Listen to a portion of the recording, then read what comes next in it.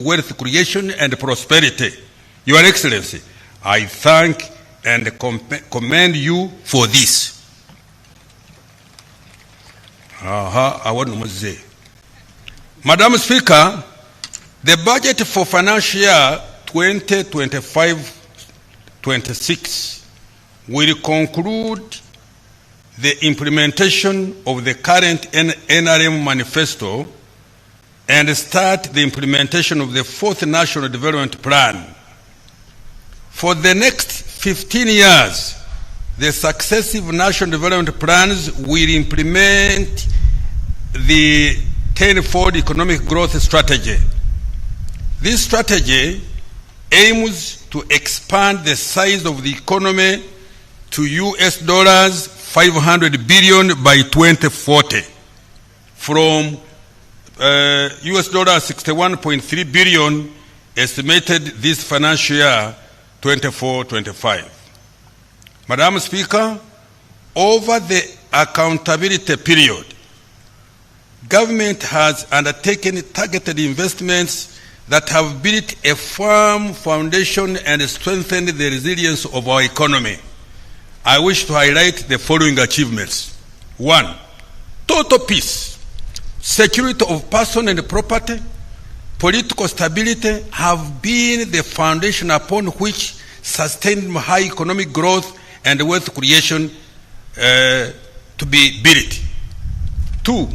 The economy more than tripled to shillings 226.3 trillion Uganda shillings, equivalent to US$ 61.3 billion this financial 24-25, from shillings 64.8 trillion, equivalent to US$ 27.9 billion in financial 2010-2011. In March 2024, Uganda met the criteria for graduation from the category of least development countries. Let me repeat this. In March 2024, Uganda met the criteria for graduation from the category of least developed countries. 4. Life expectancy has improved to 68.2 years in financial year 23-24 from 63.3 years in 2010-11 and from 50.4 years in 2002. This has been partly driven by improvements in access to health services, massive immunization campaigns that reduced disease prevalence and child mortality. 5. The population living within a 5-kilometer radius of a health facility is now 91% from about 8% in financial year 2010-2011. And 81% of parishes now have government-aided schools. 6. Poverty has decreased by 16.1% in financial year 2020-23-24 from 24.5% in financial year 2010-2011. In addition, Madam Speaker, persons in the subsistence economy reduced to 33% in financial year 23-24 from 69%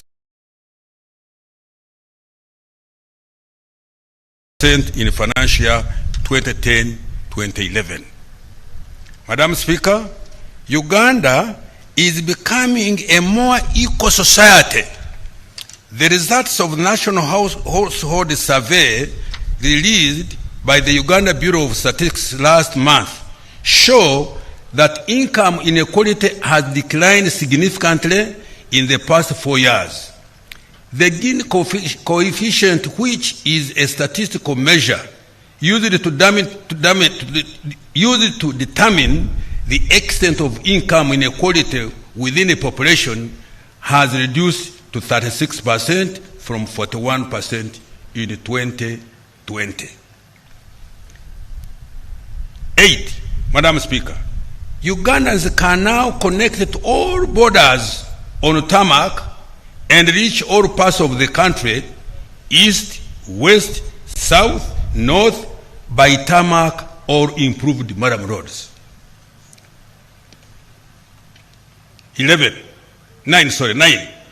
Installed electricity generation capacity increased fourfold to 2,051 megawatts in financial year 23-24 from 595 megawatts in financial year 2010-2011.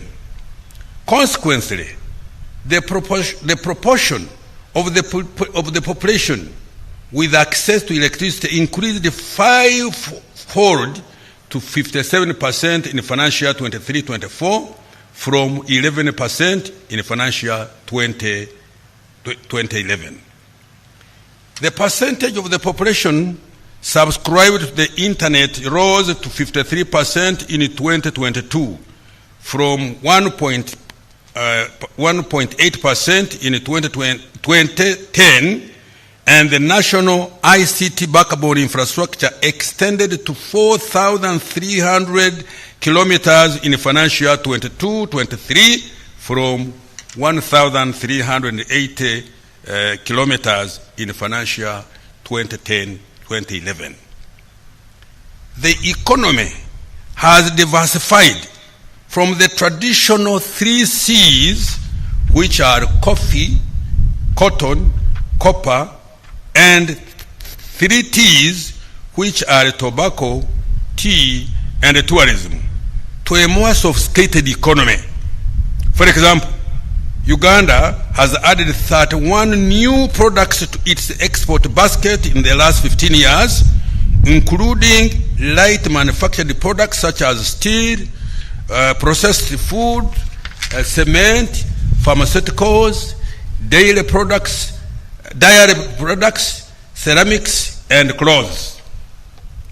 The number of manufacturing units, factories of various sizes, has increased by about 18,000 from 31,757 in 2010-2011 to 50,000 in financial year 2023-24.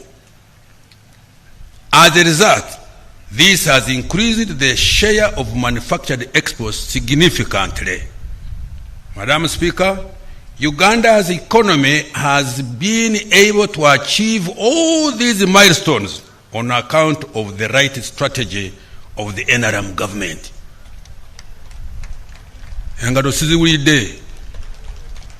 Let me repeat.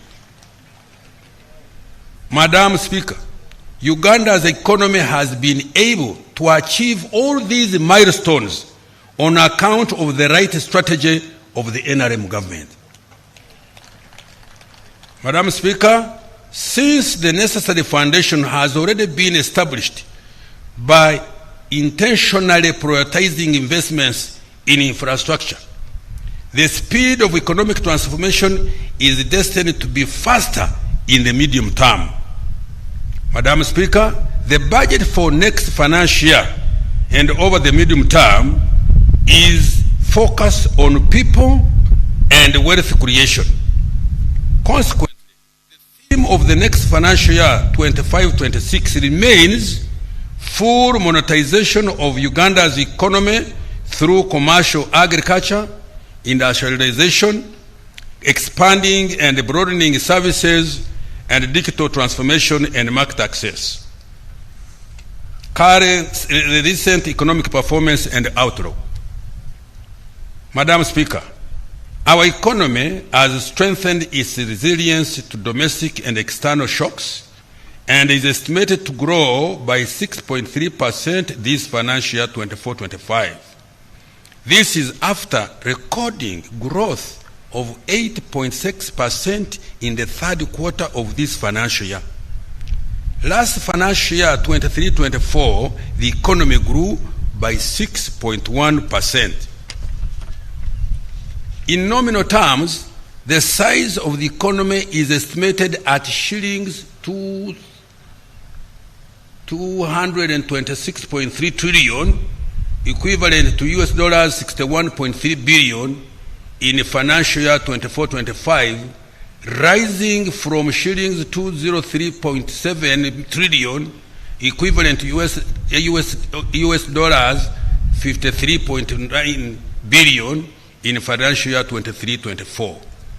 This is equivalent to US dollars 174.2 billion in purchasing power parity terms. My economists will tell you what that means. 12. Madam Speaker, this growth has broad-based, including this growth was broad-based, including in agriculture, industry, and services like ICT. This was on account of continued implementation of government interventions and sound fiscal and monetary policies that have supported private sector investment. Madam Speaker, the impressive economic performance has been driven by His Excellency the President's commitment and deliberate investment in wealth creation initiatives. I thank His Excellency the President for setting the tone and for providing leadership and direction. Madam Speaker, government has invested over shillings 9 trillion in key wealth creation initiatives over the last 10 years. These include Uganda Development Bank, 4.45 trillion, the Parish Development Model, shillings 3.3 trillion by end of financial year 24-25, Emioga, shillings 553 billion, the Youth Livelihood Program, shillings 207.95 billion, the Small Business Recovery Fund, shillings 100 billion, the Agricultural Credit Facility, shillings 495 billion, the Youth Venture Capital Fund, shillings 12.5 billion, Uganda Women Entrepreneurship Program, shillings 168 billion, the Invite Project, shillings 800 billion, the Grow Project, shillings 824 billion, and Uganda Development Corporation, 1.2 trillion, among others. Madam Speaker, the economy is expected to grow faster by at least 7% next financial year, 25-26, and to double digits at the onset of oil and gas production. The size of the economy is projected to expand to shillings 254.2 trillion, equivalent to US dollars 66.1 billion in financial year 25-26. This will translate into a higher GDP per capita of US dollars 1,000. Let me repeat this. This will translate into a higher GDP per capita of US dollars 1,324 next financial year compared to US dollars 1,263 GDP estimated for this financial year ending the 30th June this year. Inflation. Madam Speaker, inflation is under control. For the year ending May 2025, the speed at which prices of goods and services rose slowed to 3.4% compared to 4.1% in the same period of the year ago. The slower pace of the increase in domestic prices was due to good export performance and FDI inflows, which led to a stable shilling, increased food production driven by good weather and the parish development model, and the close coordination of the fiscal and monetary policies. In addition, a reduction in the global prices of petroleum products also contributed to the lower prices. The country has been able to benefit from these lower global prices because of the direct importation of petroleum products by the Uganda National Oil Company, UNOC, which removed middlemen in the petroleum supply chain. Therefore, inflation is expected to remain below the policy target of 5% per annum. Now, exchange rates. Madam Speaker, despite global uncertainties, the Uganda shilling has been among the few most stable currencies in Africa.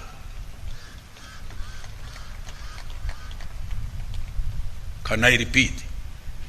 Madam Speaker, despite global uncertainties, the Uganda shilling has been among the few most stable currencies in Africa.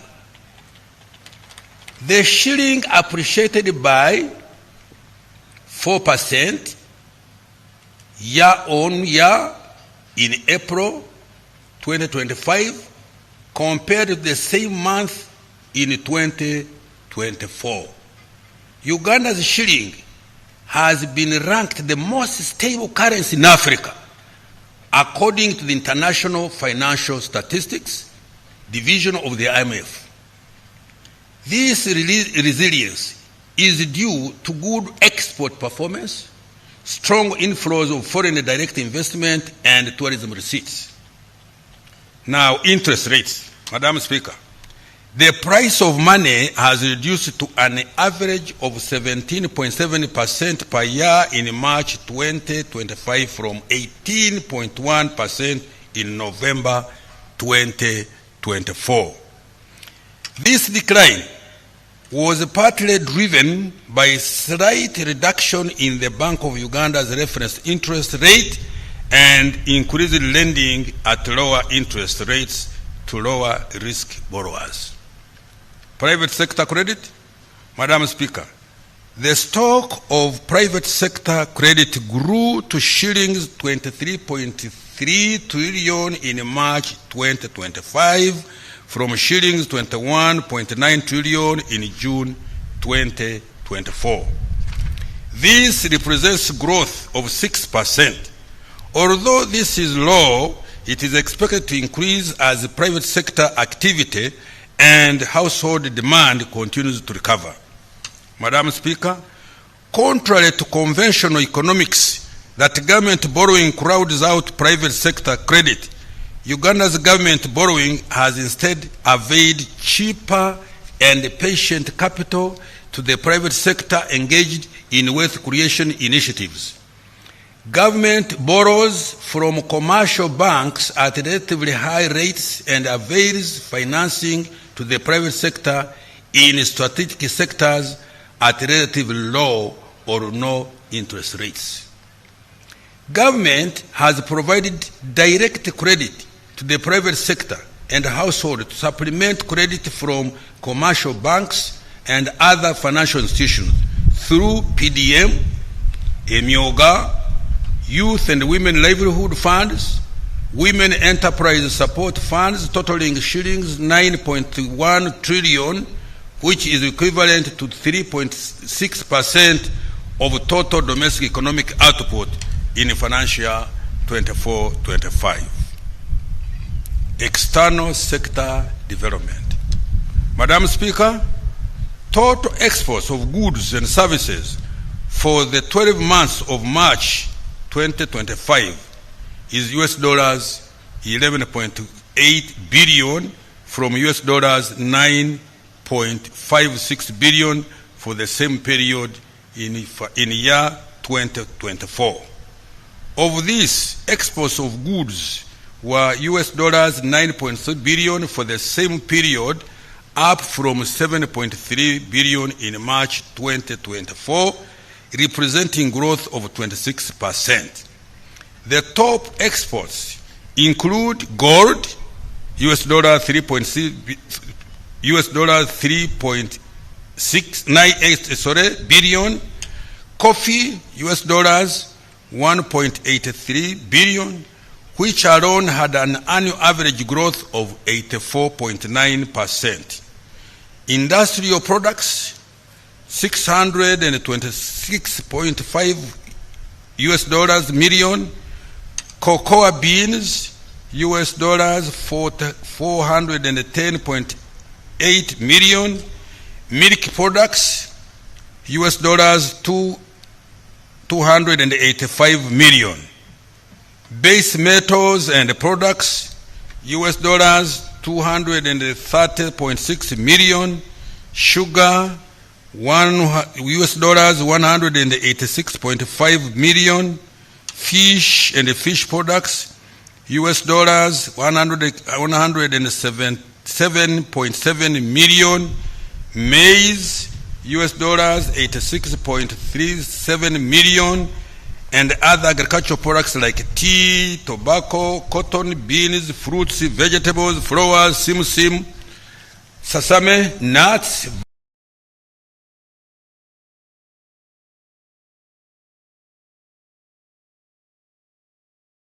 vanilla, and other grains, giving $575.9 million. Madam Speaker, this financial year, for the first time in the history of Uganda, coffee exports earnings not only exceeded the $1 billion mark, but are on track to double to $2 billion per year. While it took the country more than a century to reach $1 billion earnings per annum from coffee, it has taken just 1 year to double these earnings. This is an example of the kind of economic leap envisioned under the tenfold growth strategy. I therefore implore Ugandans to grow more coffee and, most importantly, add value to our coffee before we export it for higher earnings. Madam Speaker, for the year ending March 2025, the Middle East was Uganda's top export destination, followed by the East African Community, Asia, and the European Union. Uganda recorded large trade surpluses with the Middle East worth $186.3 million, and the European Union worth $117.7 million. The main export commodities to these markets were coffee, industrial, and mineral products. Madam Speaker, I wish to note that His Excellency the President, Madam Speaker, I wish to note that His Excellency the President's message and deliberate strategy of increasing the share of manufactured exports in total exports has started producing positive results. New research by the Harvard Economic Growth Lab shows that Uganda has become more complex for its level of income. This means that while earnings from a tradition are significantly increasing, their contribution to the total export basket is declining. New products that require more advanced production technology than that expected for our level of income are contributing an increasing share of our total exports. According to the study, in the last 15 years, Uganda added 31 new products to its export basket. Among these are ICT equipment, serums and vaccines, medicines, new pneumatic tires, batteries, gas turbines, electric integrated circuits, transmission apparatus for radio, telephone and TV, measuring instruments, and instruments for physical and chemical analysis, and light manufactured products such as steel, processed food, cement, pharmaceuticals, dairy products, ceramics, and cloth.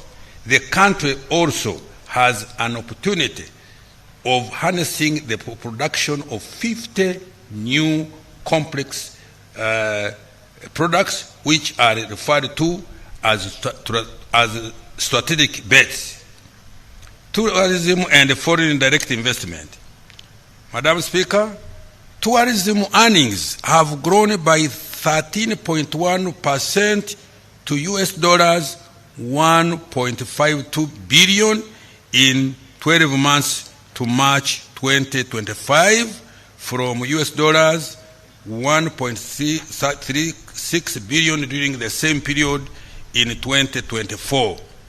This impressive growth is attributed to the sustainable peace, increased competitiveness of Uganda's tourism industry, and government investment in strategic tourism infrastructure, including Uganda Airlines. Road were US dollars 1.4 billion 12 months to March 2025, compared to US dollars 1.33 billion in the same period in 2024. Madam Speaker, Uganda has maintained its top ranking as one of the best investment destinations in Africa. Let me repeat this.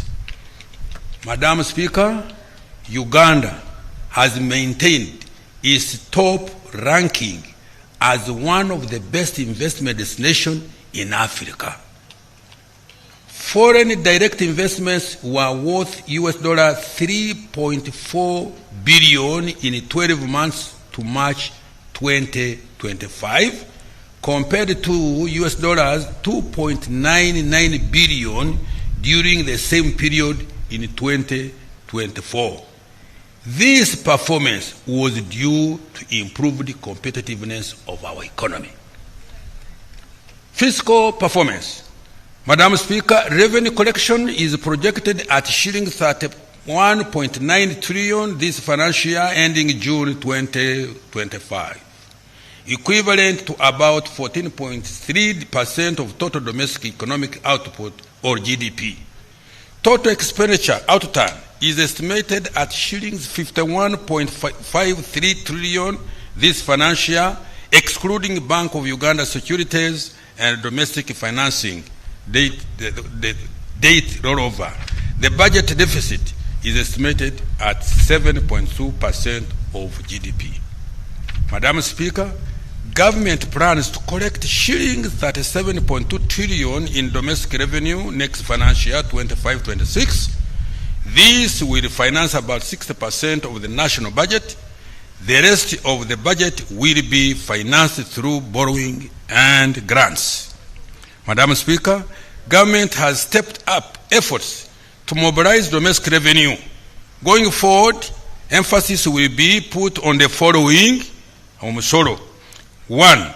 Broadening the tax base through strategic investment in the opportunities in agro-industry, tourism, minerals, including oil and gas, science, technology, and innovation, including ICT, as well as interventions that support wealth creation and the growth of small and medium enterprises. Eliminating corruption at URA through punishing corrupt officers and taxpayers who collude with URA staff, as well as leveraging digital platforms to minimize human interaction. 3.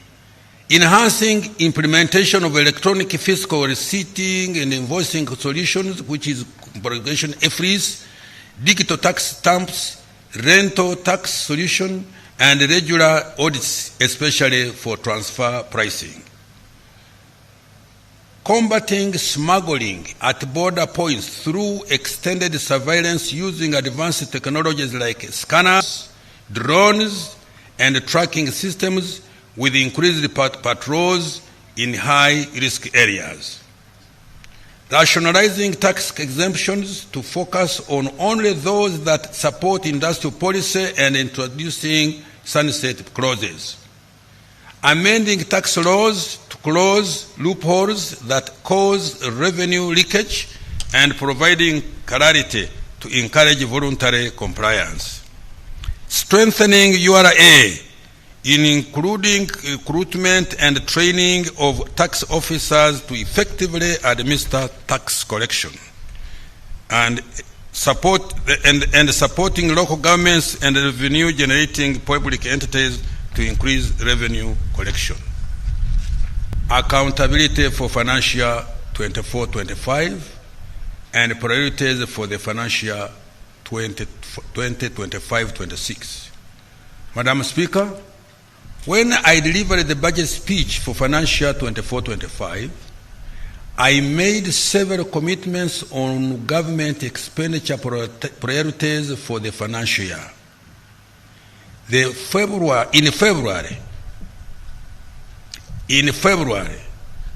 2025, I presented a detailed semi-annual budget performance report of this financial year to Parliament in line with the law. In this section, I provide the highlights of what government has achieved this financial year to date. Madam Speaker, with respect to investing in people of Uganda, the following has been achieved. Let me repeat. Madam Speaker, with respect to investing in the people of Uganda, the following has been achieved. Health. Madam Speaker, during this financial year 24-25, the following milestones have been achieved in the health sector. 1.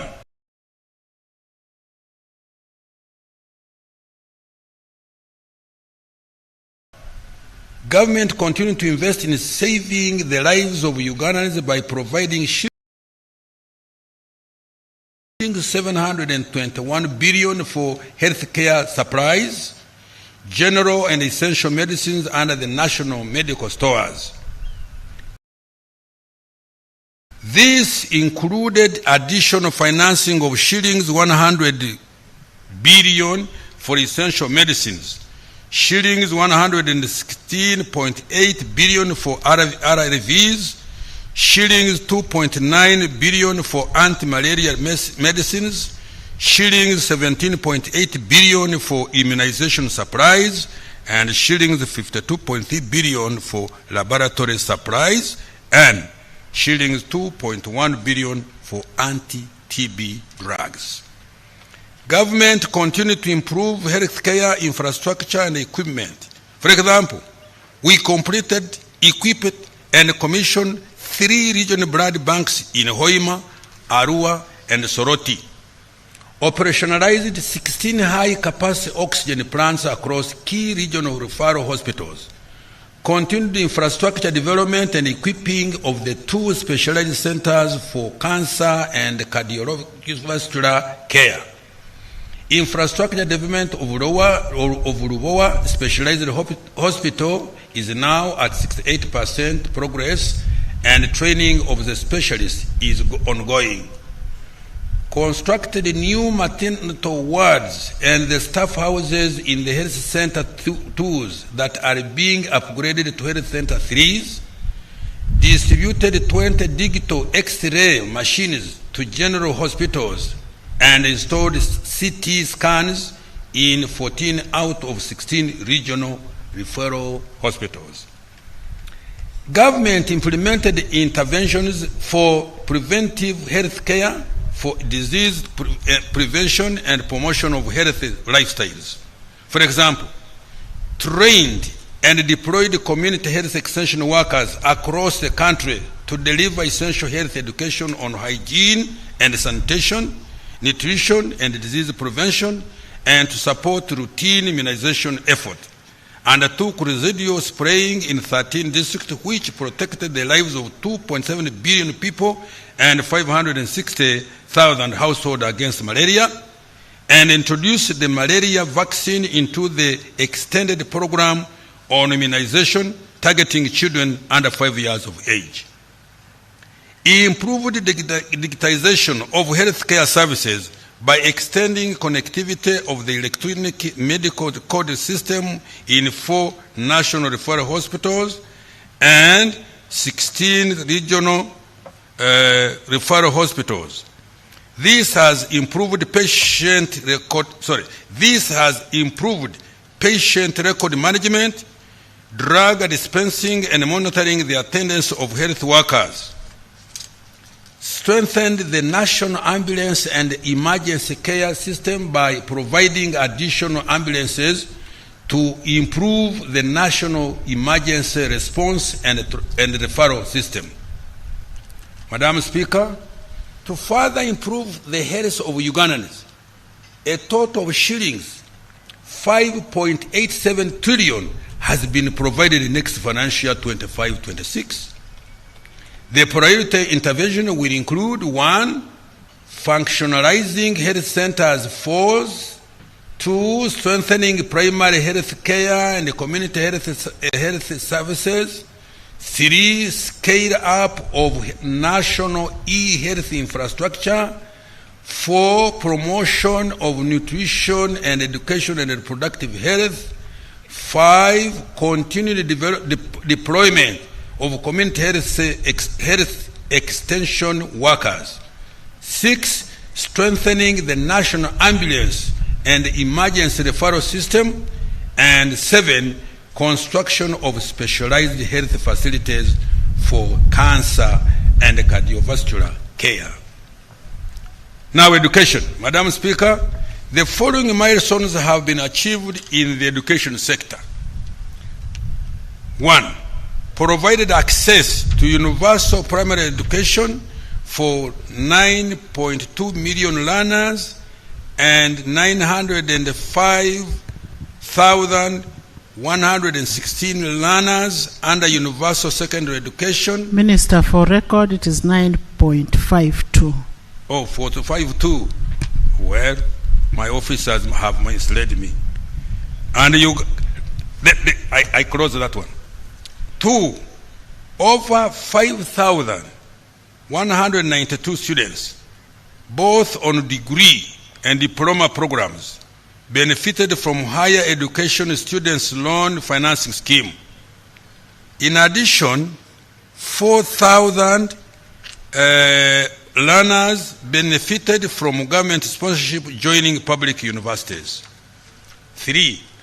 A total of 166 seed schools have been constructed under the UGFIT program. 4. In preparation for CHAN and ACFON 27, government has so far spent shillings 496.8 billion for the construction of Hoima and Akibua stadia, as well as the associated training facilities across the country. Government will spend a total of shillings 1.3 trillion to get these facilities completed. In addition, Mandela National Stadium has been upgraded, and government commissioned the National High Altitude Training Center, Teriyet, in Kapchorwa. In order to improve compliance with quality standards, government digitalized school inspections in all public schools and certificate awarding technical, vocational, education and training institutions.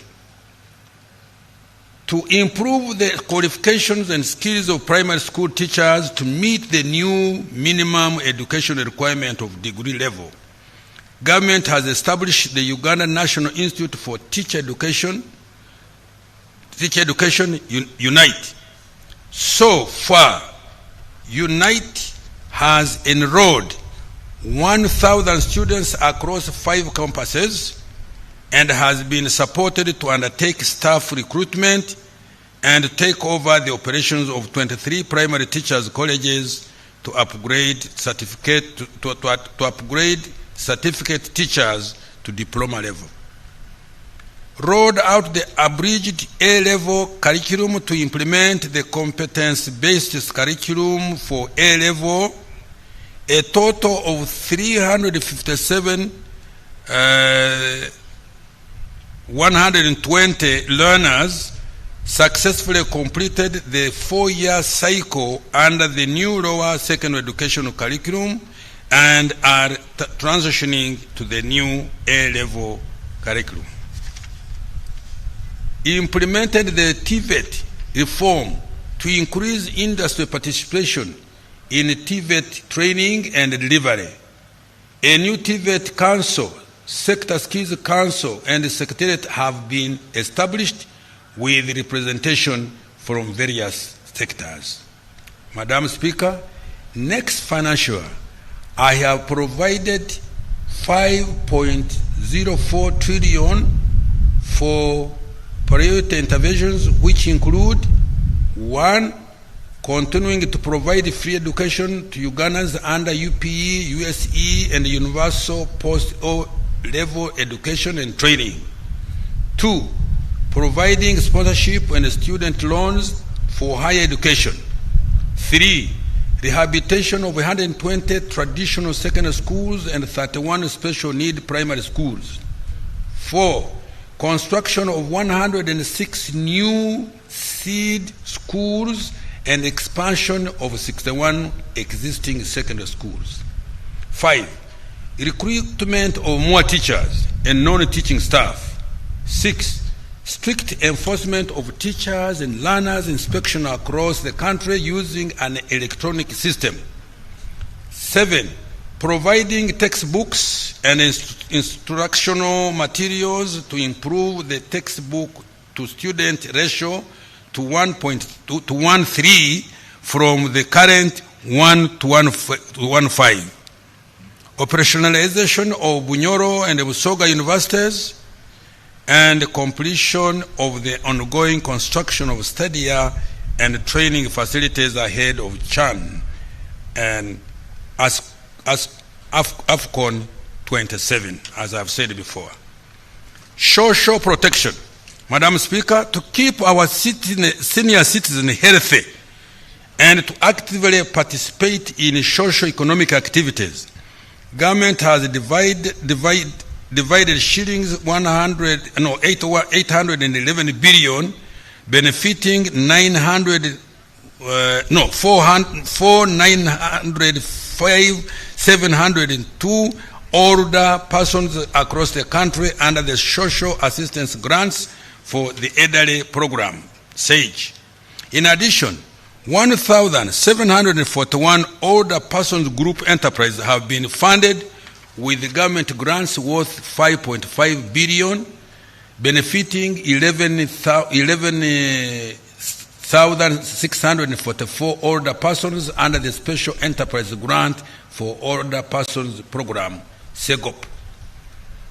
Other social protection intervention which government has supported include the following: Youth Livelihood Program, a total of 24,228 youth enterprises have been funded to the tune of 191.336 billion, benefiting 274,211 youth. 271,211. Not 274. I have read it wrong. Let me repeat. 271,211 youth. The enterprises are in agriculture, 30%, trade, 38%, trade, 32%, other services, 19%, and others, 11%. Uganda Women Entrepreneurship Program, WEP. Government has financed 21,948 women group enterprises, benefiting 235 million, 114 women. National Special Grant for Persons with Disability to address high vulnerability and poverty levels among persons with disability. Government has supported 8,107 enterprises, benefiting to 50,000 59,900 person. 59,901. 59,901 persons with disabilities. Madam Speaker, I have provided an additional shillings 404.9 billion for social protection next financial year 2025-26. Water, sanitation, and environmental protection. Madam Speaker, to improve the quality of life, government continues to invest in the provision of safe water, improve sanitation, and ensure protection of the environment.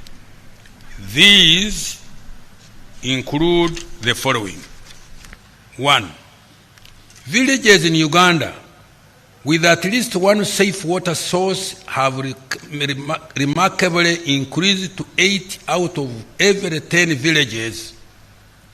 Nationwide, 57,951 villages out of 71,225 have been served with a safe water source.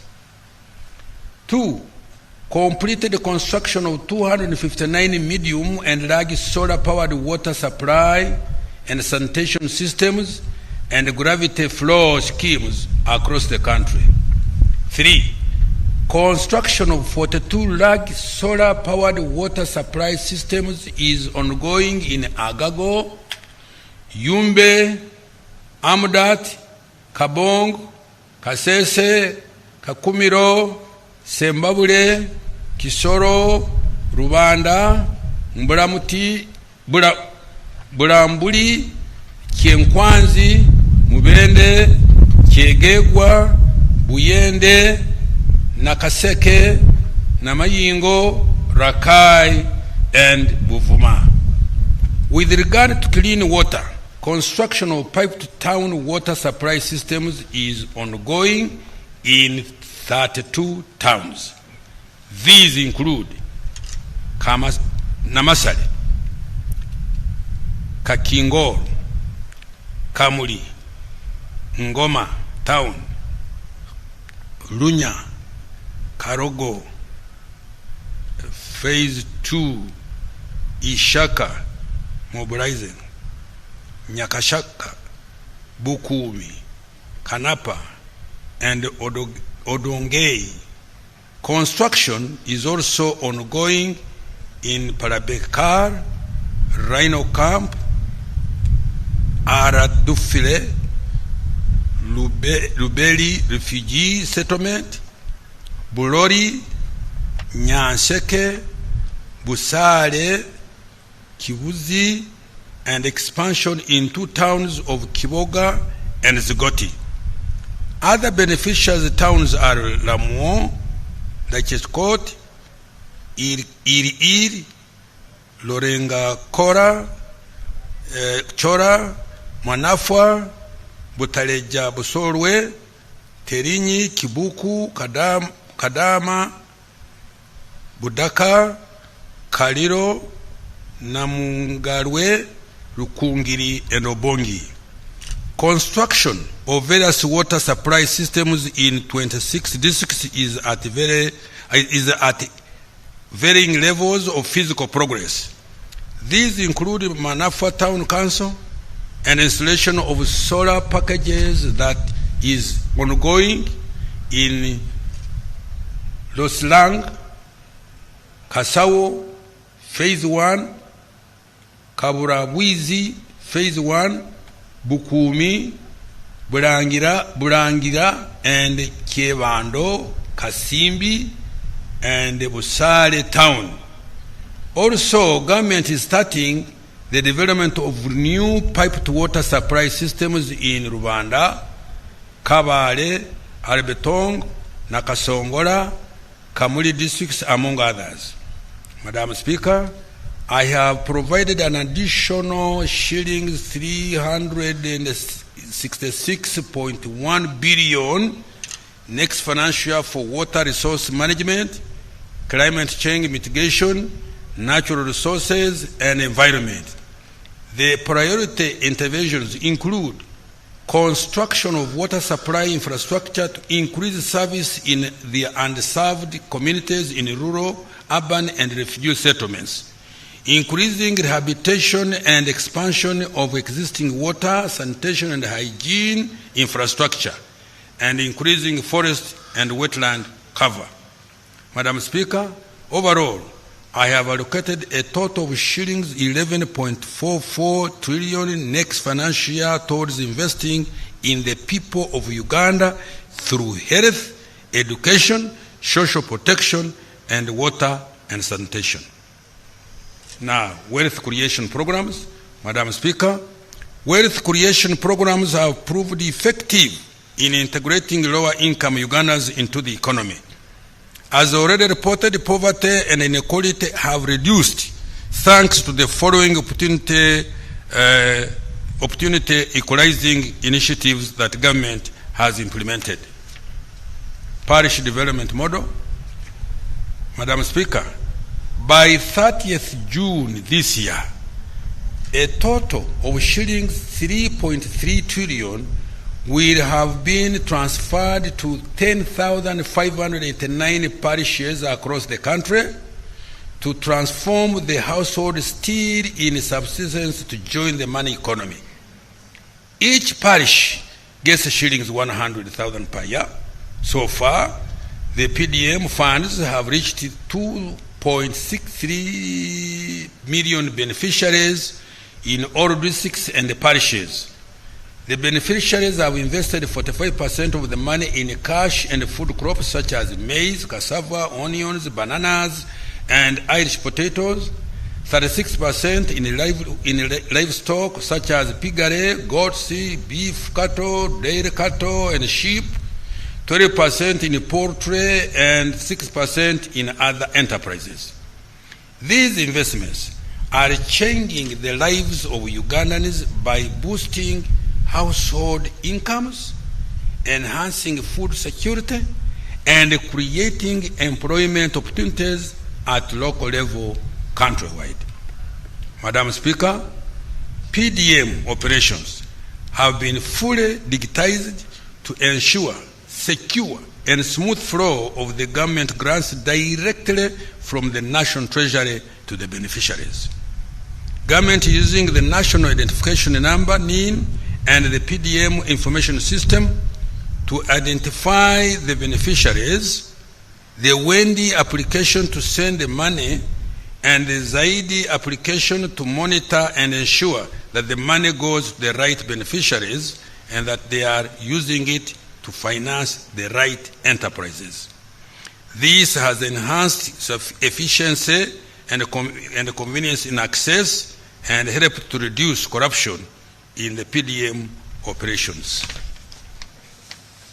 Effective next year, every parish chief will make use of the PDMs to prepare an annual report on the state of their parish economy and asset register, the SPEAR report.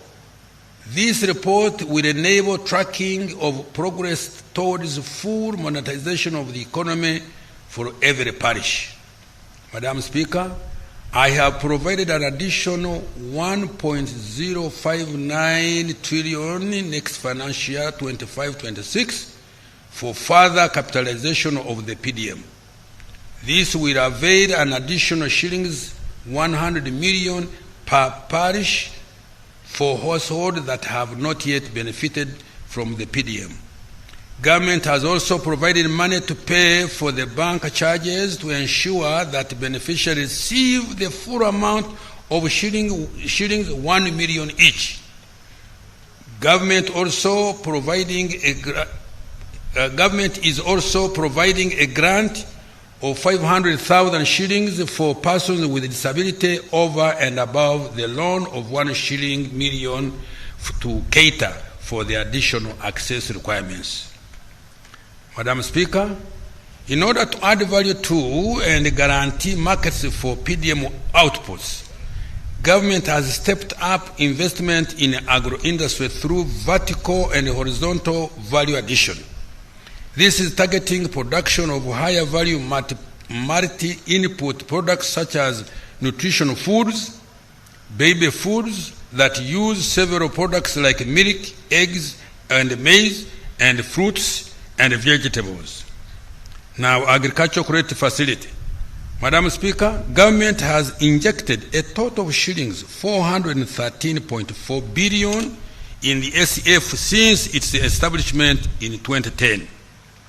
In partnership with the participating financial institutions that match the government contribution, this facility has so far provided over 1 trillion in low-interest loans by the end of March 2025 to support agricultural productivity, commercial farming, and agricultural value addition. The SF has so far supported 14,336 beneficiaries, of whom 3,531 are smallholder farmers. The loans have financed the following: grain trading, shillings 431.4 billion, 43%. On farm activities, shillings 312.8 billion, 32%. Agro-processing, 166.8 billion, 16%. And post-harvest management, shillings 89 billion, which is 9%. Madam Speaker, I have provided additional capital for the SEF of shillings 50 billion next financial year 25-26. This is in addition to the agricultural insurance that benefits all farmers, including PDM beneficiaries. Uganda Development Bank. Madam Speaker, government has cumulatively capitalized UDB to the tune of shillings 1.5 trillion to support industrialization, agricultural commercialization, and acquisition of appropriate technologies to increase productivity. UDB has so far achieved the following. 1. UDB has provided shillings 2.45 trillion to 607 businesses engaged in commercial agriculture, agricultural value addition, manufacturing, tourism, hospitality, education, health services, creatives, and construction industry, and as at the end of December 2024. 2.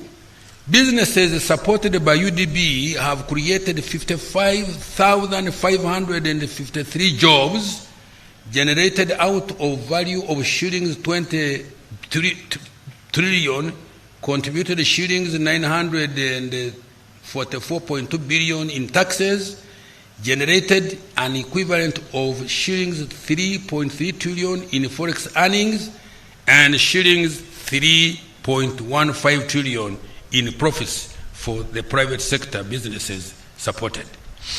UDB has implemented special programs targeting small and medium enterprises and youth and women-owned businesses engaged in wealth creation. This has been done through provision of business development and incubation services. In order to ease access, UDB is opening up regional offices and has supported wealth creation enterprises in 96 districts across all the sub-regions. Madam Speaker, I have now provided an additional shillings 1 trillion for UDB next financial year. We turn to Emyoga. Madam Speaker, in order to boost incomes of Ugandans engaged in specialized trades, Emyoga, particularly in urban and peri-urban centers, government has so far provided a total of shillings 660 billion. This has benefited a total of 2.4 million Ugandans, in creating 471,000 jobs and kick-starting a new local economy in value-added enterprise such as winemaking, carpentry, coffee value addition, metal fabrication, tailoring, artisanal products, mechanics, women in markets, restaurants, and services like hair and beauty salons and transport, among others. Madam Speaker, I am providing an additional 100 billion Uganda shillings next financial year to support more Emyoga enterprises as off-takers of PDM outposts. Following enactment of new TVET Act, government will support certification and issuance of practicing permits to competent practitioners benefiting from the Emyoga program. Small Business Recovery Fund, Madam Speaker. This fund was established to support small businesses which were affected by COVID-19 to recover with an initial capital of 100 million shillings, to be matched by commercial banks and other financial institutions. The funding from the SBRF has enabled 3,496 micro, small, and medium enterprises to recover from the effects of COVID-19, saving over 26,672 jobs in the sectors of trade and commerce, hospitality, and education and construction. Madam Speaker, in order to accelerate full monetization of the economy through various wealth creation programs, I have provided shillings 3.05 trillion next financial year, 2025/26. These funds are going to be passed. 2.3 trillion. Next it is shillings 3.05 trillion. These funds are going to be passed on to Ugandans in wealth creation through PDM, shillings 1.059 trillion, Emyoga, shillings 100 billion, UDB, shillings 1 trillion, Uganda Development Corporation, shillings 187.1 billion, and the Agricultural Credit Facility, shillings 50 billion. Others include GROW, generating growth opportunities and productive for women enterprise, 231.3 billion, Invite, investment for industrial transformation and empowerment, shillings 275.1 billion, presidential zonal industrial hubs and skilling initiatives, shillings 58.5 billion, to turn youth into manufacturers, and support to microfinance, shillings 48.5 billion. Agro-industrialization. Madam Speaker, the interventions in agro-industrialization this financial year and next financial year have prioritized research, increase in productivity, commercialization, and value addition in agriculture. Madam Speaker, some of the key achievements in this financial year include: 1, research and genetics development of selected value chains.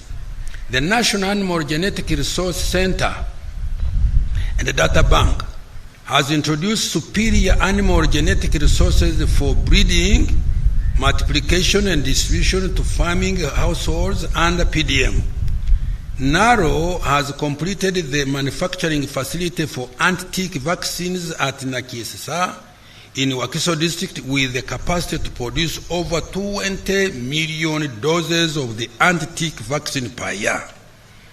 NARO has also developed agricultural technologies that increase productivity, such as water-saving cultivation technology drought-resistant varieties, and integrated pest, disease, and weed control technologies, among others. Research in coffee by Nakori has contributed to increased national coffee production, productivity, and export earnings. Increasing agricultural production and productivity. The capacity of water for irrigation has increased to 54.76 million cubic meters. This is on account of government investment in small and large irrigation systems, including solar-powered irrigation. In particular, 7 large-scale irrigation schemes have been completed.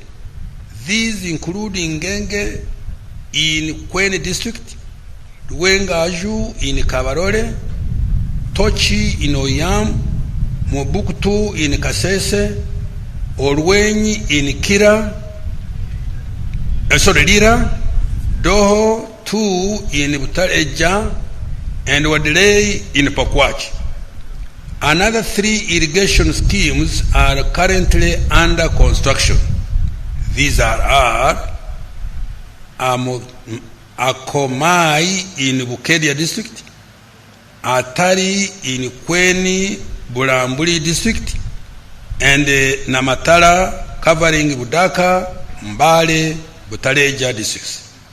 Madam Speaker, another 142 solar-powered irrigation and water supply schemes have been completed across the country. In addition, 157 solar-powered irrigation and water supply schemes are under construction. Furthermore, 4,300 micro-scale irrigation facilities were constructed in 135 districts across the country and have benefited smallholder farmers of less than 2.5 acres. Madam Speaker, in addition, government completed Useke Dam in Kabong and Ogunga Dam in Katakwi for livestock, irrigation, and fish farming. In addition, 5,251 small and medium-scale irrigation schemes were established in 135 districts. Madam Speaker, government established 5 zonal agricultural mechanization centers in Malere, Buwama, Bungoko, Ogwata, and Sanga to support equipment access and tractor hire services, procured and distributed 260 assorted 4-wheeled tractors and implements to farmer groups in 60 districts countrywide, 750 power tillers, single axle tractor and implements, and 2 pieces of dredging equipment for water hines and weed control, and trained 2,150 youth and women as operators, artisans, mechanics for tractors and implements. Madam Speaker, beginning this financial year, government introduced the large-scale commercial farmer interest-free credit facility of shillings 175 billion. This facility will help to increase production and productivity for improved food security and export. The loan facility can be accessed through government-owned banks, namely Post Bank, Housing Finance Bank, and Pride Bank Limited. Agricultural value addition and marketing. NARO completed setting up an Alpha-Safe facility at Namulonge with the capacity to eliminate aflatoxin contamination in grains. The facility has capacity to clean 5 tons of produce per hour. This will save the country an estimated $38 million per year, which is lost in export rejections due to aflatoxins, and most importantly, save the lives of Ugandans. Madam Speaker, to add value to agricultural produce, government constructed 11 agro-processing and storage facilities to increase opportunities for value addition and access to higher value markets. These include Rwimi Rice Processing Facility in Bunyangabu, Kasina Maize Processing Facility in Kenjojo, Kigoyera Maize Processing Facility in Kenjojo, Itojo Maize and Rice Processing Facility in Ntoroko, Nombe Coffee Processing Facility in Ntoroko, Apara Oil Seed Processing Facility in Alebetong, Gatianga Coffee Processing Facility in Winyangabu, Akorinmonyin Rice Processing Facility in Katakwi, Kajamaka Rice Processing Facility in Kumi, Chikwata Coffee Processing Facility in Nakaseke, and the Chiwoko Maize Processing Facility in Nakaseke again. Madam Speaker, government is strengthening partnerships with the private sector through Uganda Development Corporation to support local value addition and manufacturing in a wide range of agricultural value chains. These investments include Soroti Fruit Factory, Budadiri Arabic Coffee, Mbale Growers Tea Factory, Mabale Growers Tea Factory, Kayonza Growers Tea Factory, Bukona Agro Processors, Atiaka Sugar Factory, and Yumbe Fruit Factory. Madam Speaker, as a part of the effort to increase access of Uganda's products to international markets, we dispatched the inaugural exports of coffee and milk to Serbia and Algeria, respectively. The milk exports to Algeria have potential to fetch Uganda export earnings worth $500 million. Madam Speaker, I have allocated a total of 1.86 trillion next financial year towards deepening agro-industrialization. These funds will support investments in 1. Agricultural research, 2. Agricultural inputs including fertilizers, 3. Water for irrigation, 4. Extension services, 5. Agro-processing and value addition, 6. Post-harvest handling and storage facilities, 7. Inspection, surveillance, certification, enforcement of quality standards, and market access. Now we turn to tourism development. Madam Speaker, Uganda's tourism sector continued to recover with the tourist arrivals increasing by 7.7% to 1,000,037 in 2024 from 1.27 million in 2023. Similarly, tourism earnings grew by 26% to $1.28 billion in 2024, up from $1.02 billion in 2023. Madam Speaker, the following achievements were registered: promoted and marketed Uganda through International Explore Uganda promotion campaign in high-value market segments in USA, Canada, and the United Kingdom. As a result, the year-on-year growth of interest in Uganda by tourists is 33% for the United Kingdom, 19% for Canada, 5% for the USA. Additionally, through the theme Uniquely Ours, we have promoted domestic tourism. As a result, domestic tourism in national parks increased by 15.7% in 2024, reaching 244,843 visitors. Continue to innovate and modernize tourism products to make them more competitive.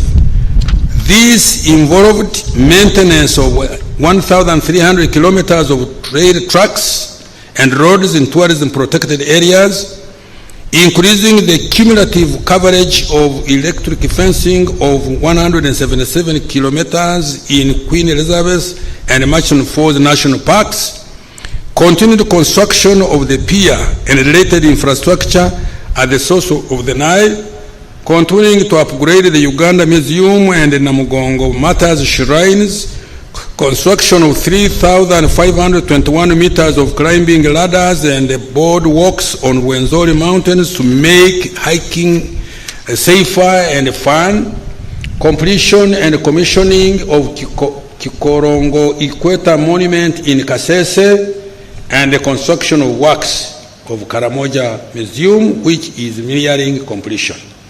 Government invested in a world-class convention facility in Munyonyo.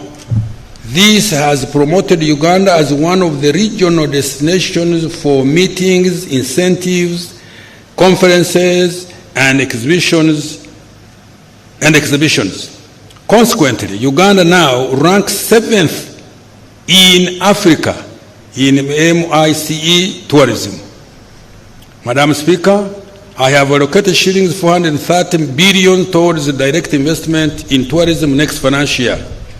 This is in addition to about 2.2 trillion provided for another tourism support investments such as tourism roads, ICT, infrastructure and tourism areas, African Cup of Nations, AFCON infrastructure, and security strengthening in tourism areas. Madam Speaker, the focus next financial will be on 1, branding and marketing of Uganda as a tourism and investment destination. 2, infrastructure development in tourism sites. 3, construction of refreshment centers and highway sanitation facilities. 4, improving and enforcing hospitality standards and training. And 5, promoting health tourism by investment in specialized health facilities. Madam Speaker, government has also stepped up investment in missions abroad to promote economic and commercial diplomacy. Every mission is now tasked to bring investors and tourists and open up export markets. Mineral-based industrial development, including oil and gas. Madam Speaker, the following achievements were registered this financial year. Government facilitated the establishment of 10 gold refineries, 4 cement manufacturing plants, and 1 tin processing plant, contributing to mineral processing and refining. In the oil and the gas sector, the Telenga and Kingfisher oil projects are on track for first oil production in 2026. An agreement to construct 60,000 barrels per day oil refinery, which will kickstart the petroleum chemical industry, was signed between Alpha MBM from AIE and the Uganda National Oil Company. Once operations start, the oil and the gas sector will contribute between $1 and 2.5 billion annually to the country's revenues. With regard to local content in the oil and the gas industry, more Ugandan companies and individuals have benefited from contracts issued and jobs respectively. Out of 5,693 Tier 1 contracts amounting to a total of value of US dollars 5.4 billion awarded to date, 4,796 contracts, 64% were Ugandan companies. 84%. 84%, yes, I said that, Mama, were to Ugandan companies amounting to US dollars 2.25 billion. Also, US dollars 33.4 million, equivalent to shillings 121 billion, has been spent on goods and services consumed from the surrounding communities in Bunyoro. More than 14,000 Ugandans have been trained in various technical areas, and so far about 17,000 direct and 39,567 indirect jobs have been created. Kabalega International Airport is nearly complete, and over 700 kilometers of roads have been constructed in the Albertine region to support commercial production of oil and gas. Government is expediting the finalization of the 1,443-kilometer East African crude oil pipeline, EACOP, which is now 58% complete, with engineering works at 98% completion and procurement of the major equipment for the pipeline at 83%. Following INOX commencement of the Baraka supply of petroleum products in August 2024, the country has experienced relative stability in supply and pricing. This has been the elimination of the middlemen and speculative tendencies. As a result, Uganda currently saves up to $72.8 million annually on fuel imports. Madam Speaker,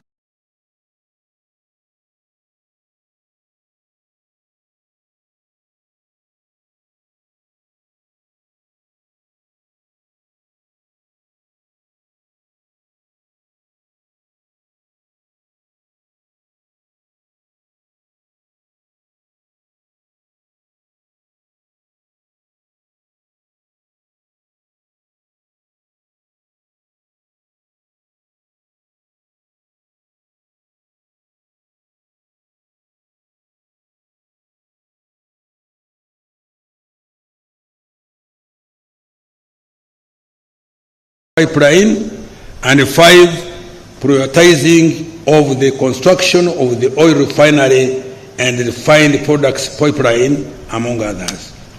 Science, technology, and innovation, including ICT and creative industry. Madam Speaker, STI, including ICT and creative arts, provide an important avenue for the country to develop high-tech exports and add new sources of growth and jobs. Madam Speaker, this financial year, the following milestones have been achieved in the development of knowledge economy. 1, completed and operationalized the Kira vehicle plant in Jinja. The plant has an annual capacity of 2,500 vehicles. So far, 41 buses have been produced, out of which 29 are electric. The electric buses produced can run up to 500 kilometers when fully charged. The plant has signed a letter of intent to supply more than 3,700 electric buses to West Africa. The plant has signed a letter of intent to supply more than 3,700 electric buses to West Africa. Kira Motors has created 800 jobs and has potential to generate more than 14,000 direct and indirect productive jobs. Invested in vaccine development and commercialization, as well as innovation in therapeutics, diagnostics, and other healthcare tools. Government has cumulatively invested total of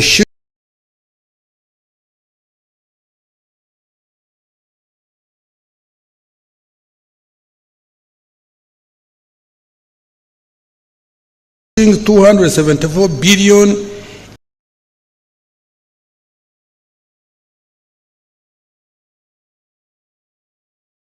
in the thereby former manufacturing facility located at Matu.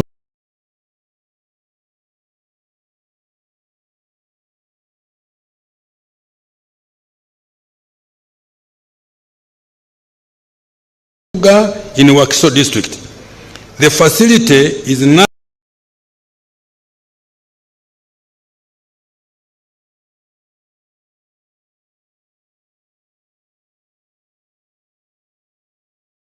now licensed by the National Drug Authority and has started manufacturing generic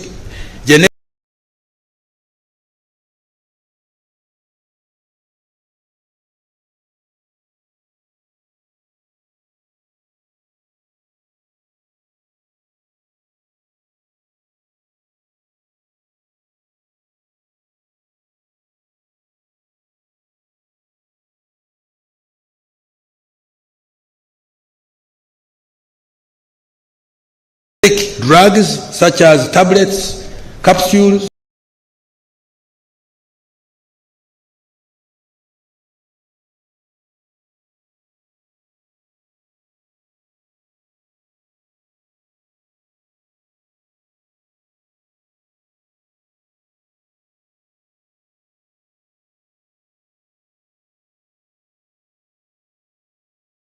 others. Madam Speaker, government is making progress in development of vaccines for the Crimean Congo, hemorrhagic fever, and rift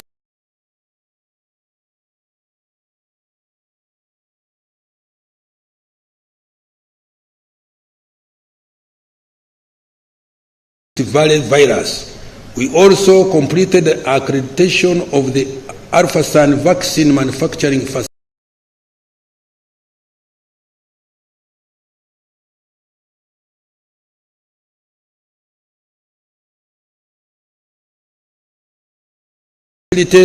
to produce anti-tick vaccines. Scientists at Makerere University developed a PCR kit which has been used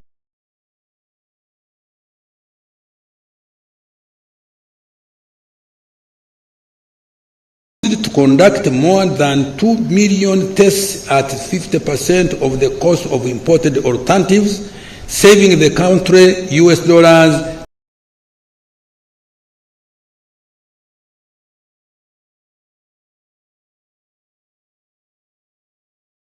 $37 million.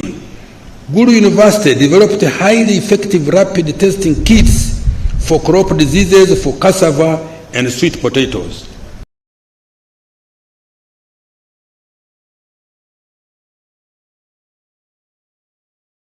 Madam Speaker, government has invested in a coffee factory in Ntungam to fast-track local value addition to coffee. The factory will have 3 processing lines for roastery, freeze, dry, and spray dry technology to produce instant roast and ground coffee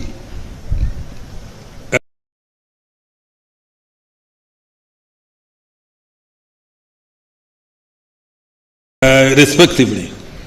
The roastery line has started production and other processing lines are at 50% installation. The banana value addition facility in Bushenyi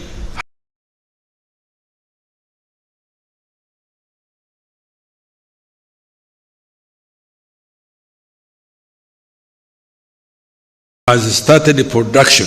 Katonda yebazibwe.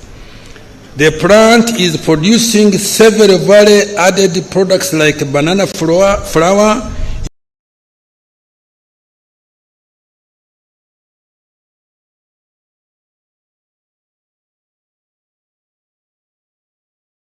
used in bread, cakes, biscuits, and baby food. The plant is increasing automation and capacity to 100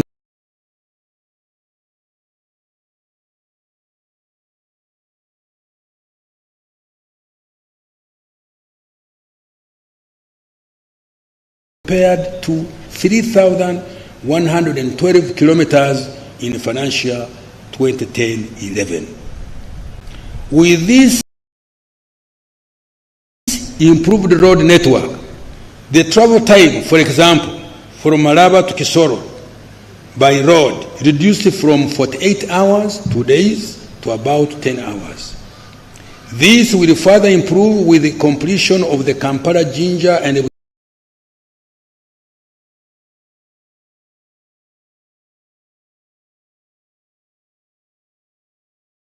Segampigi Express highways. Uganda is now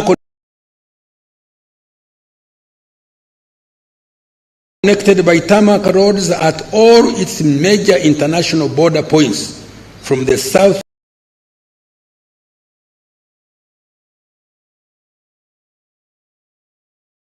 Sudan border, Kitgum, Nimule, Oraba, in Acholi and West Nile, to the southern border of Tanzania, Mutukula,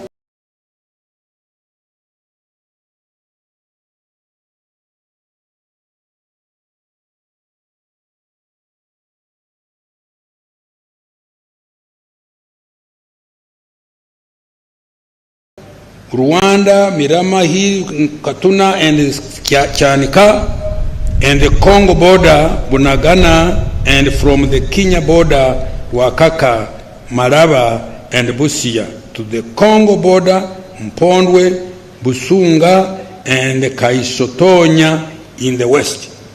Madam Speaker, despite the challenges faced in the road sector this financial year, we continue to make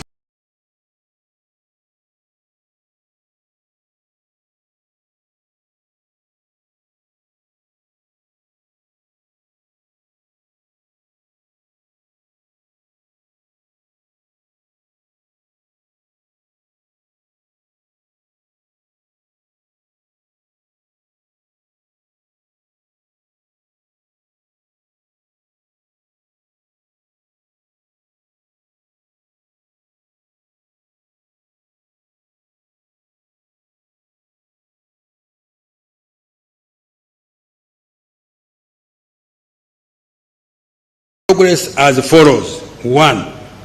Rehabilitated a total of 125 kilometers on several ongoing projects. 2. Upgraded over 100 kilometers of roads to paved bituminous standards on several ongoing projects. 3. Government fully disbursed shillings 579 billion, which was used for maintenance of national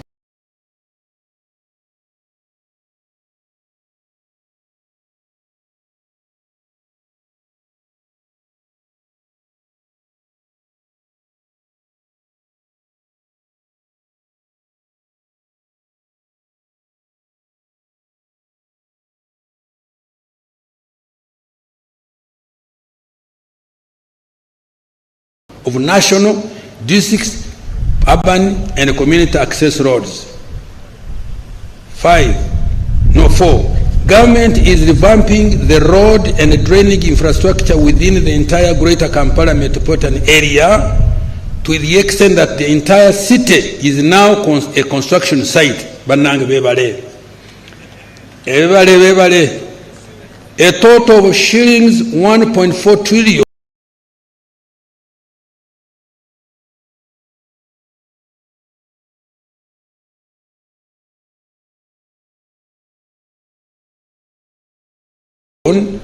has been dedicated to improving roads and drainage within the Great Kampala metropolitan, what that is. With the traffic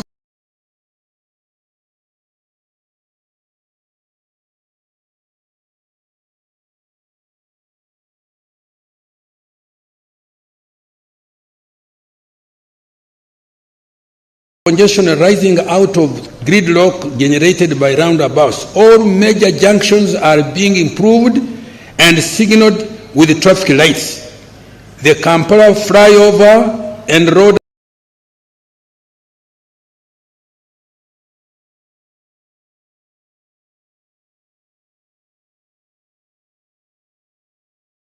upgrading project has been completed. Beverly. Construction of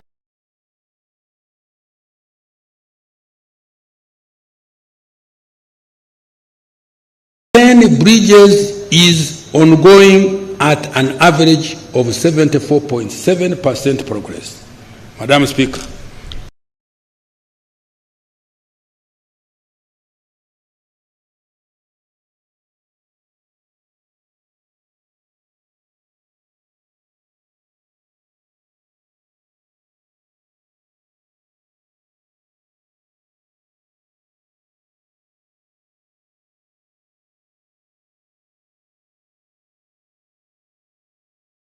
Next financial, government has significantly increased the budget for road infrastructure development, an additional 790 billion,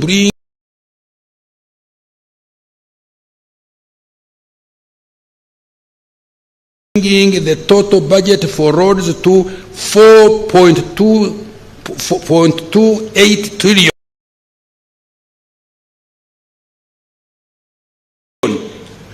The following will be prioritized next financial year. 1. Start construction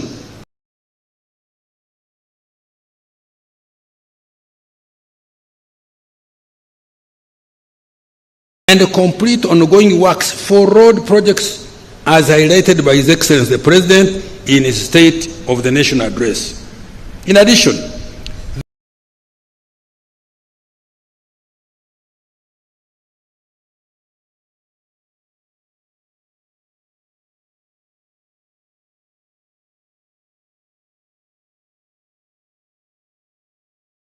the roads which had been left out to be prioritized are Puranga Acholi Bur 64 kilometers, Kampala Gayaza Karaji 33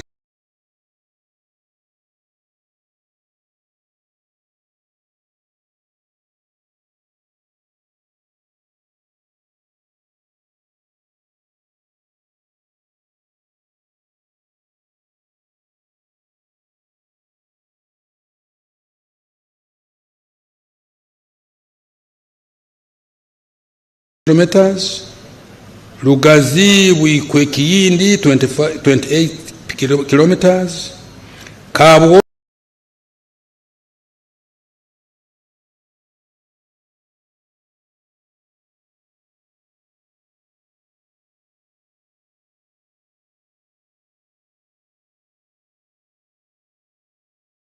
Wiziwera Nyakambu Nsika Nyakabirizi 92.2 kilometers,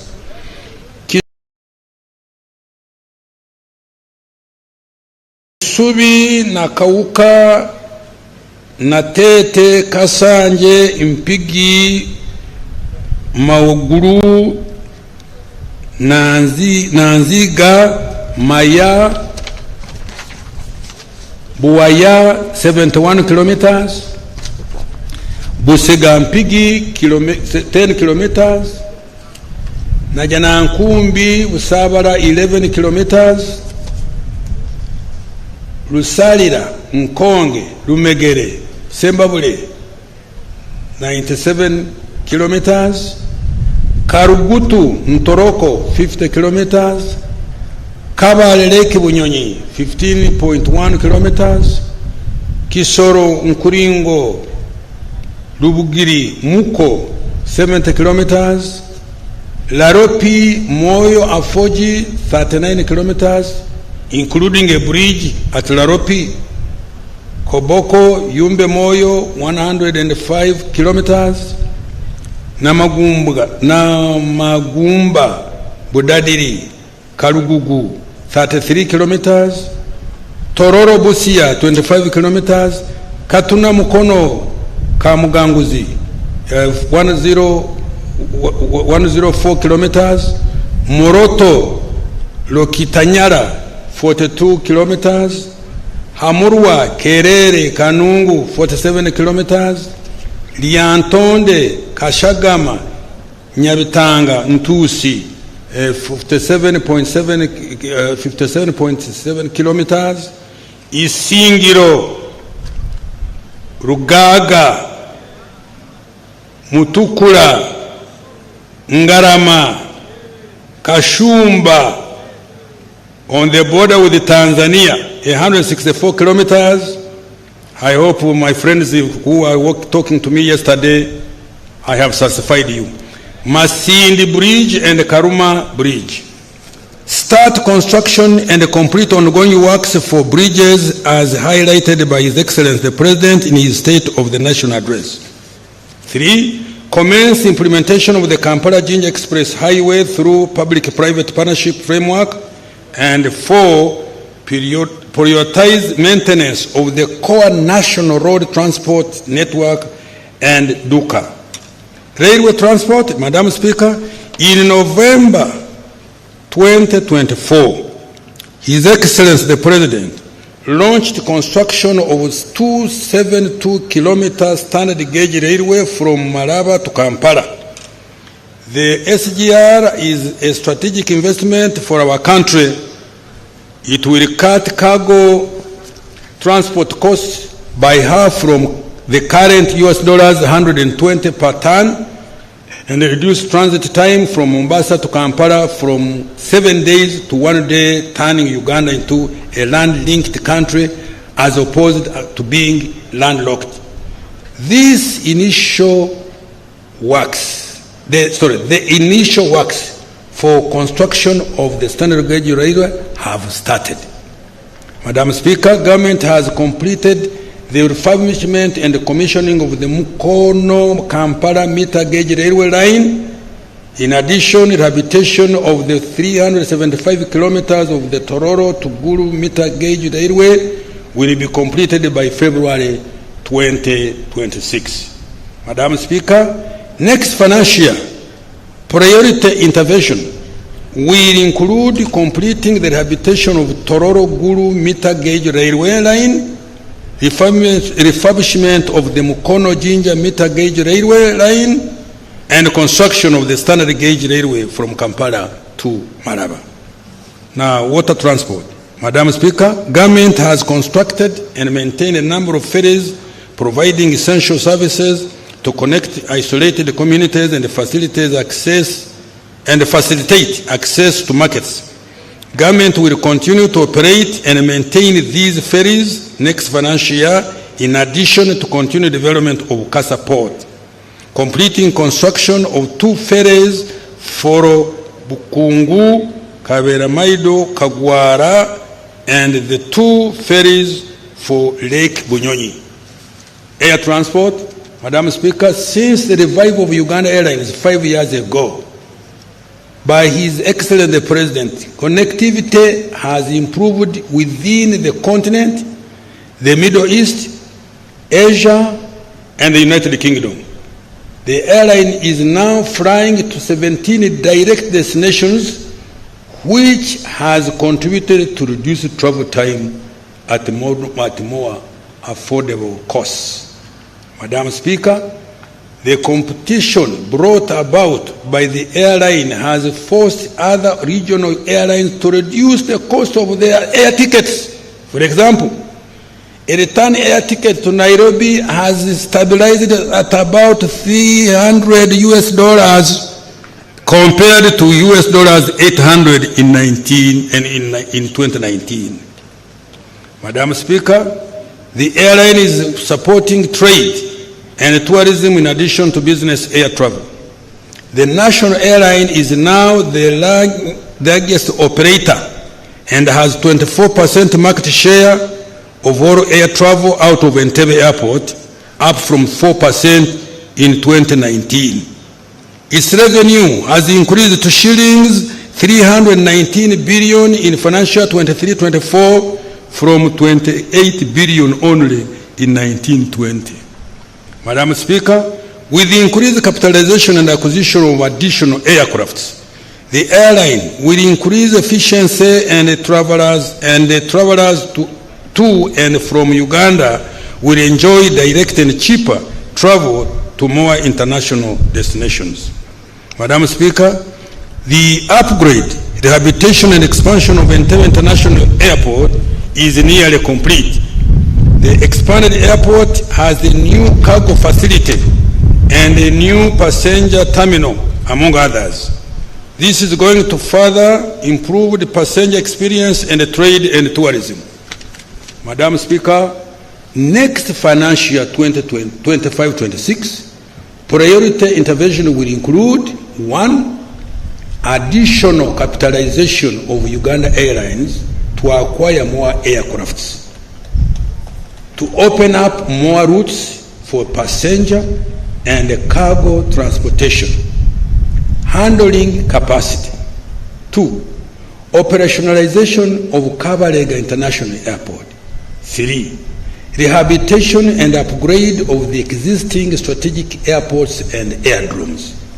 Madam Speaker, I have provided 6.92 trillion next financial 25-26 for integrated transport and infrastructure service, including roads, bridges, railways, water transport, and air transport. Now I turn to energy development. Madam Speaker, several milestones have been registered in the development of our energy infrastructure. These include installed electricity generation capacity has now reached 2,051.6 megawatts. 2. The electricity transmission line network expanded by 874.8 kilometers to 5,140 kilometers. 3.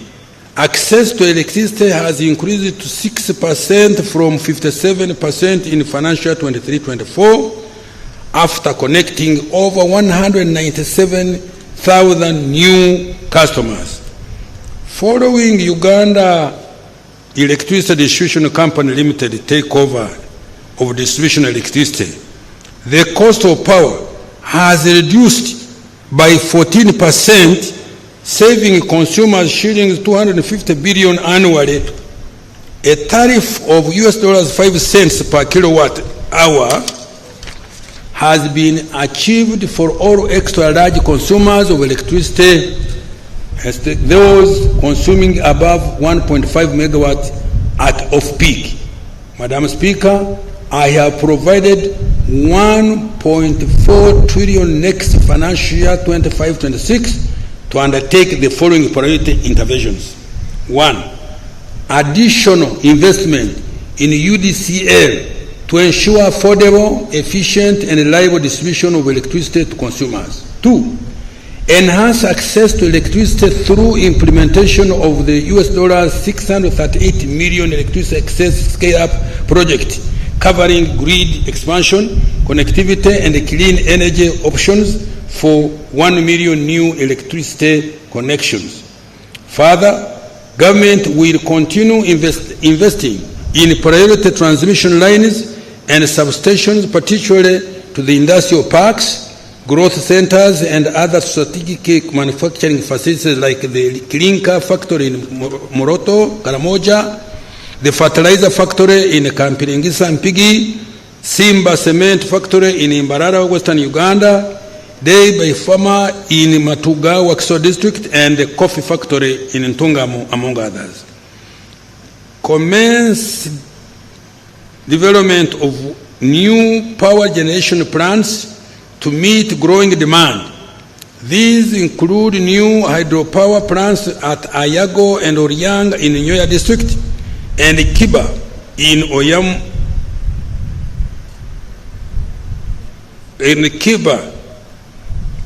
in Oyama district, the development of the nuclear power in Wiyene district, and the rehabilitation of Kira Naruwari power plant. Industrial development and manufacturing. Madam Speaker, with regard to industrial development and manufacturing, the following achievements have been registered.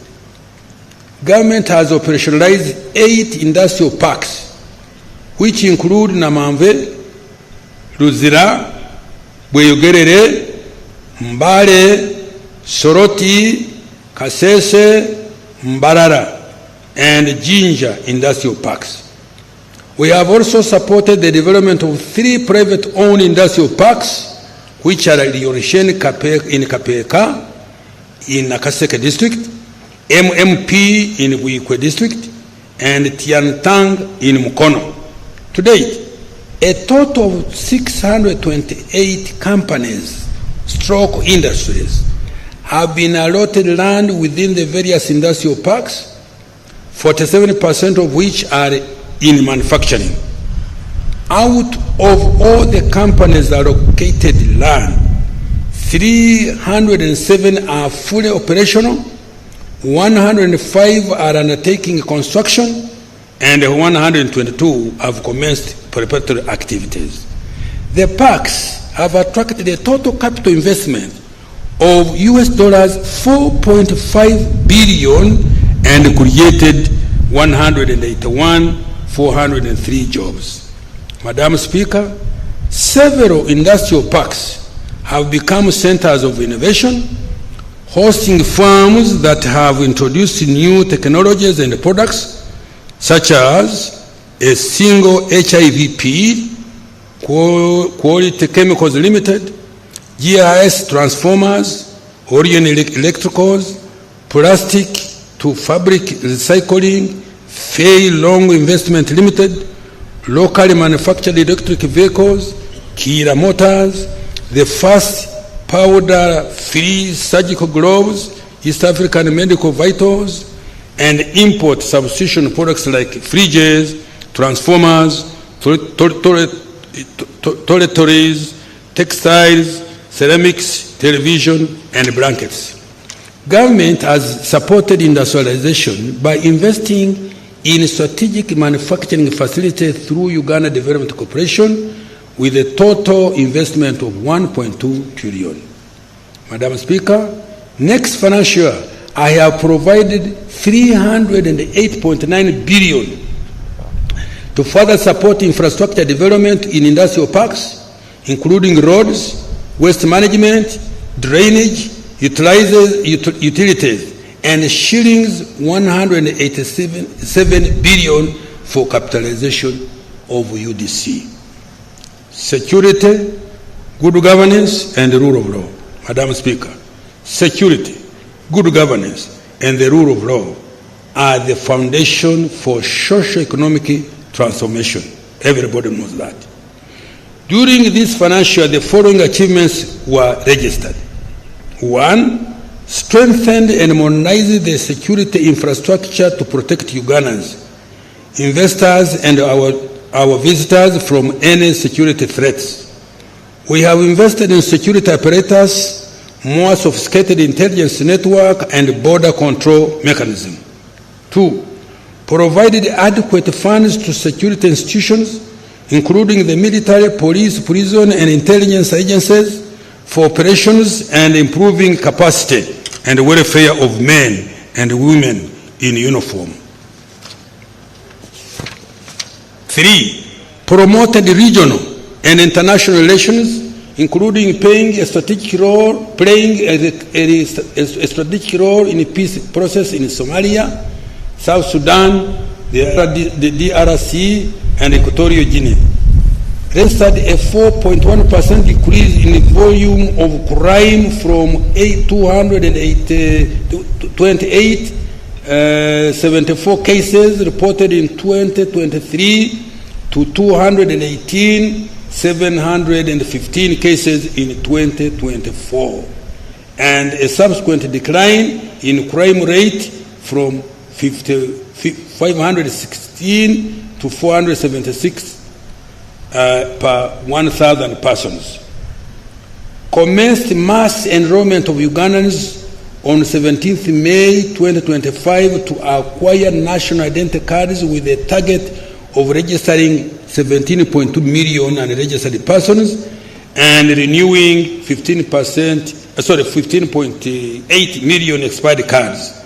Apart from securing elections and aiding our national security, public services, broadened financial inclusion, easy travel within the East African community, and stamped out fraud arising from identification.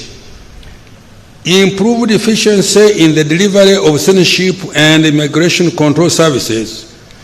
The average turnaround time for processing of honorary passports has reduced to 4 from 14 days. Beverly. Government has started to roll out the intelligent transport monitoring system to improve security.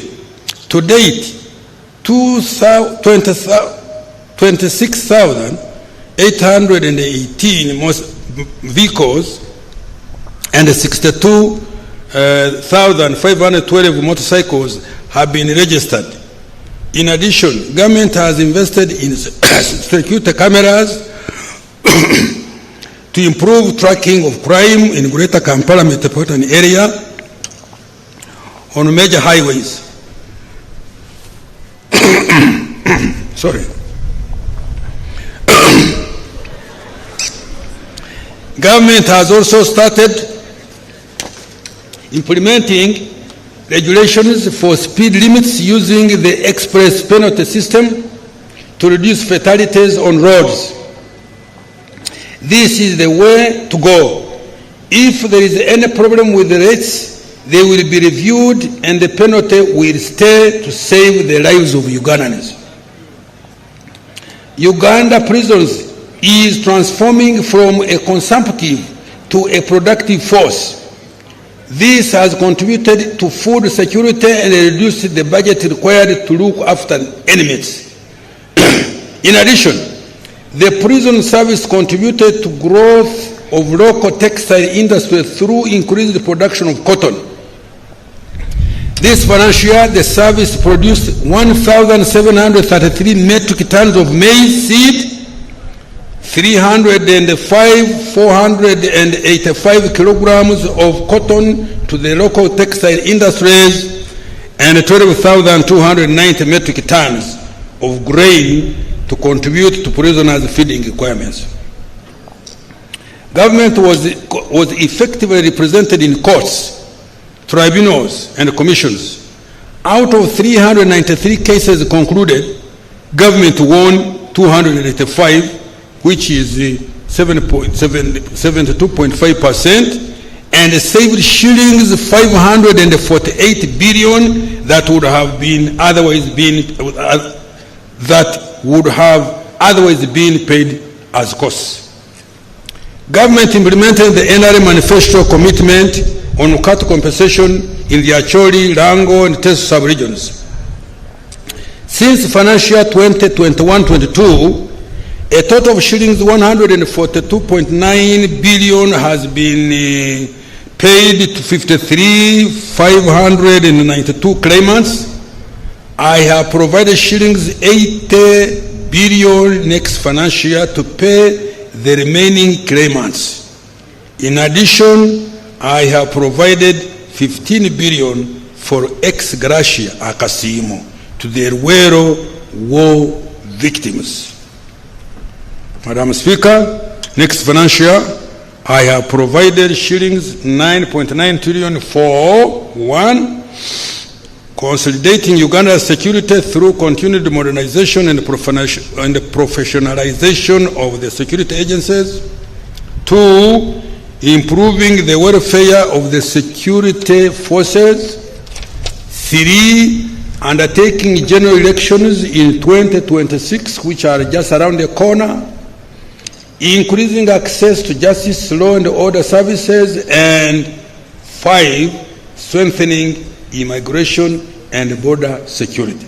Madam Speaker, government is stepping up the fight against corruption.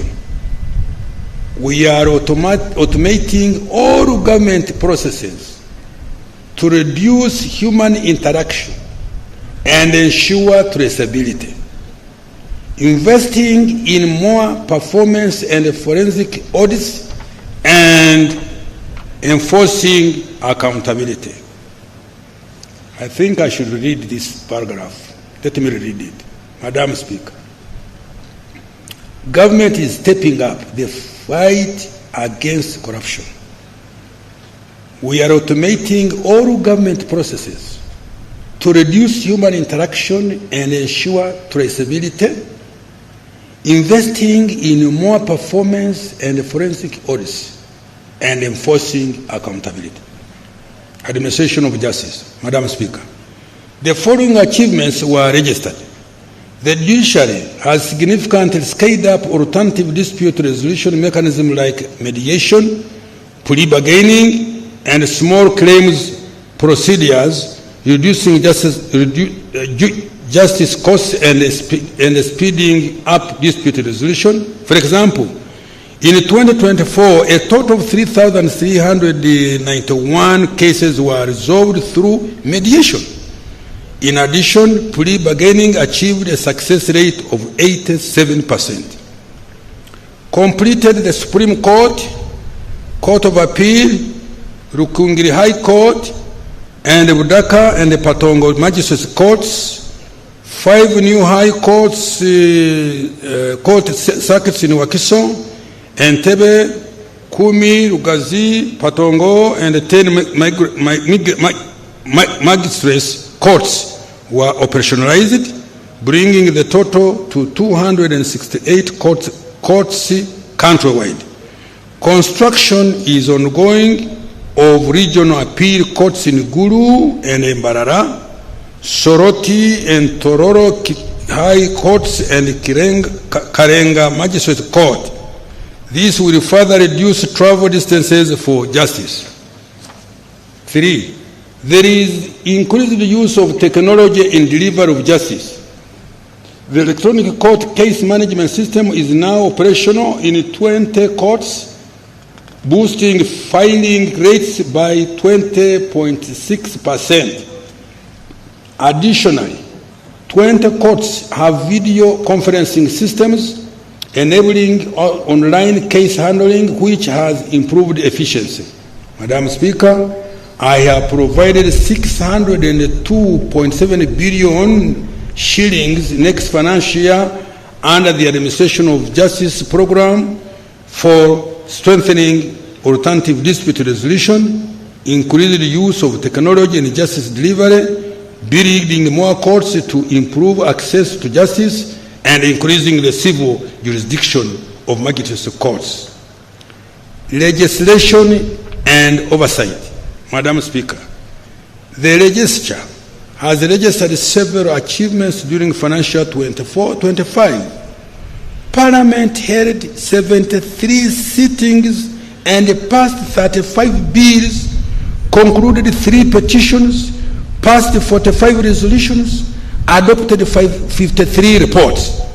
Most importantly, the turnaround time for enactment of legislation has reduced significantly. I commend you, Right Honorable Speaker, for this tremendous achievement.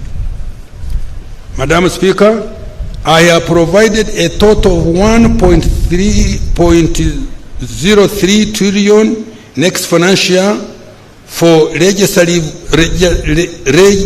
legislative processes, public engagements, and outreach, providing parliamentary oversight of democracy and governance, and ensuring accountability for public funds and implementation of public programs. Management of natural disaster.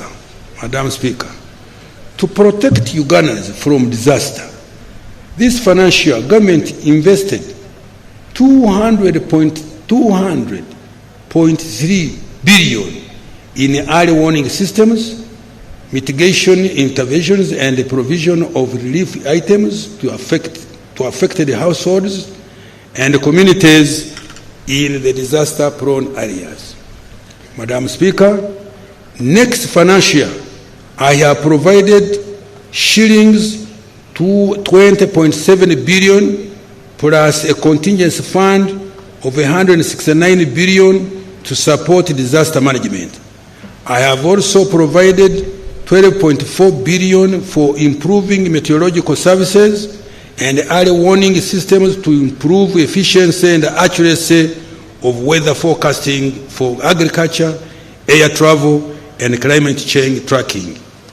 Elimination of domestic arrears. Madam Speaker, government has put in place a strategy to eliminate domestic arrears in 3 financial years starting financial year 25-26. Payment of domestic arrears will prioritize suppliers of goods and services, contractors, and compensations for land and to war claimants. Madam Speaker, I have increased the allocation for domestic arrears to shillings 1.4 trillion from 200 billion provided this financial year. To prevent accumulation of new arrears, starting next financial year, my ministry shall implement the following measures, and they are not easy measures. 1, enforcement of the commitment control system. 2, sanctioning accounting officers responsible for creation of any arrears. 3, providing and ring-fencing adequate counterpart funding for multi-year projects. I am about to close. Financing the budget for the financial resource envelope. Madam Speaker, the total resource envelope for financial 25-26 amounts to 72,376,481,502,103 shillings. This is detailed as follows. Domestic revenue amounting to shilling 37.55 trillion, of which 33.7 from 33.94 trillion will be tax revenue, shillings 3.28 trillion non-tax revenue, and shillings 328.6 billion local government revenue. Domestic borrowing, shillings 11.38 trillion, domestic financing maturing domestic debt 10.30 trillion, grants and external borrowing for general budget financing is 2.08 trillion, external financing for projects is 11.33 trillion, of which 2.8 trillion are grants. Expenditure allocations. Madam Speaker, the following resources have been allocated as follows. Wages and salaries, 8.57 trillion. Non-wage recurrent expenditure, shillings 28.33 trillion, which also includes operational funds for institutions, financing for all wealth creation funds, financing for science and technology investment, grants for education and health, medicines, maintenance of infrastructure, and interest payments, among others. 3, development expenditure, 18.24 trillion. 4, domestic debt for refinancing, shillings 10.03 trillion. 5, debt amortization, 4.98 trillion. 6, domestic debt repayment to Bank of Uganda, 493 billion. 7, domestic arrears, 1.4 trillion.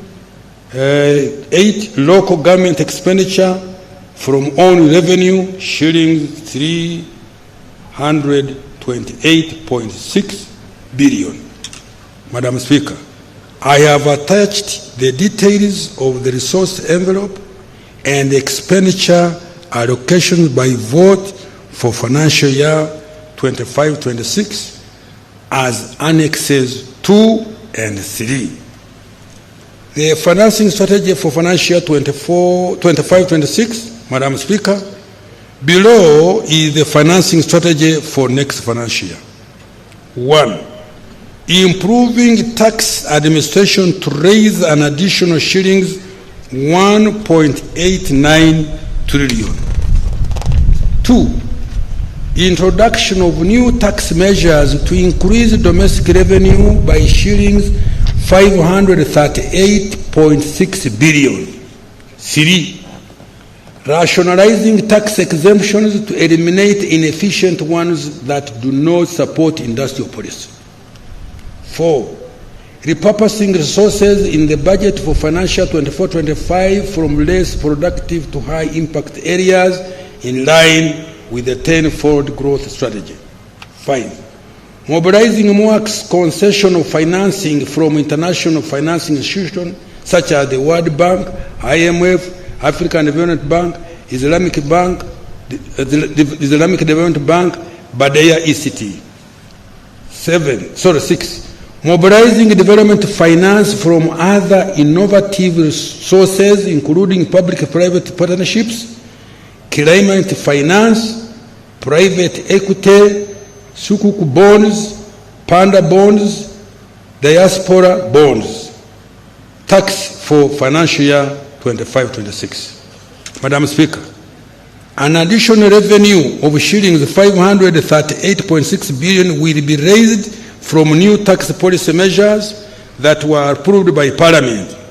In addition to raising revenue, the measures will support the growth of businesses and the economy. The measures also include technical amendments to tax laws aimed at improving clarity and consistency, creating a fairer and a more predictable tax environment for businesses and taxpayers, and removing ambiguities that create loopholes leading to revenue leakage. These amendments are also intended to enhance tax administration, encourage voluntary compliance, and empower Uganda Revenue Authority to effectively enforce tax laws. Madam Speaker, I wish to present key highlights of the changes in tax laws. Income tax, exemption to start-up businesses. The NRM government has granted a 3-year income tax holiday for start-up businesses established by citizens after 1st July 2025. This is intended to support startups that struggle with the high initial investment costs. The incentive is to foster innovation, encourage formalization of SMEs, enhance business survival, and promote employment. Exemption from capital gains tax on transactions. Government has granted an exemption from capital gains tax on transactions where an individual transfers asset to a company they have established but also under their control. This is a deliberate policy intervention aimed at encouraging formalization of businesses. Madam Speaker, currently many Ugandans operate businesses under their personal names, often as sole proprietors or informal entities.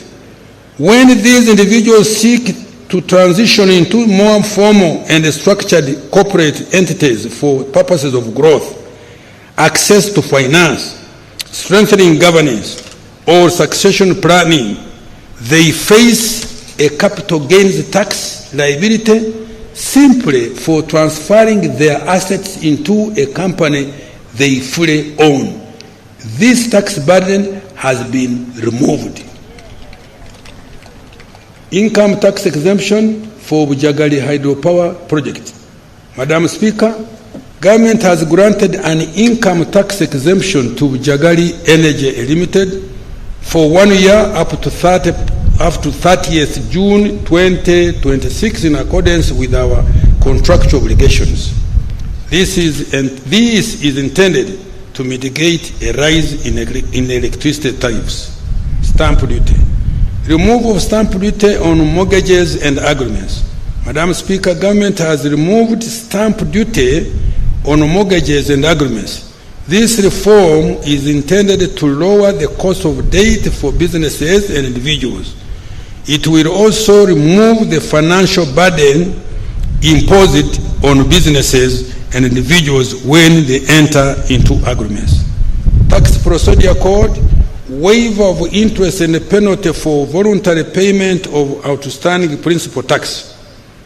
Government has extended the waiver period of any interest and penalties outstanding as at 30th June 24, provided that the taxpayer pays the principal tax by 30th June 2026.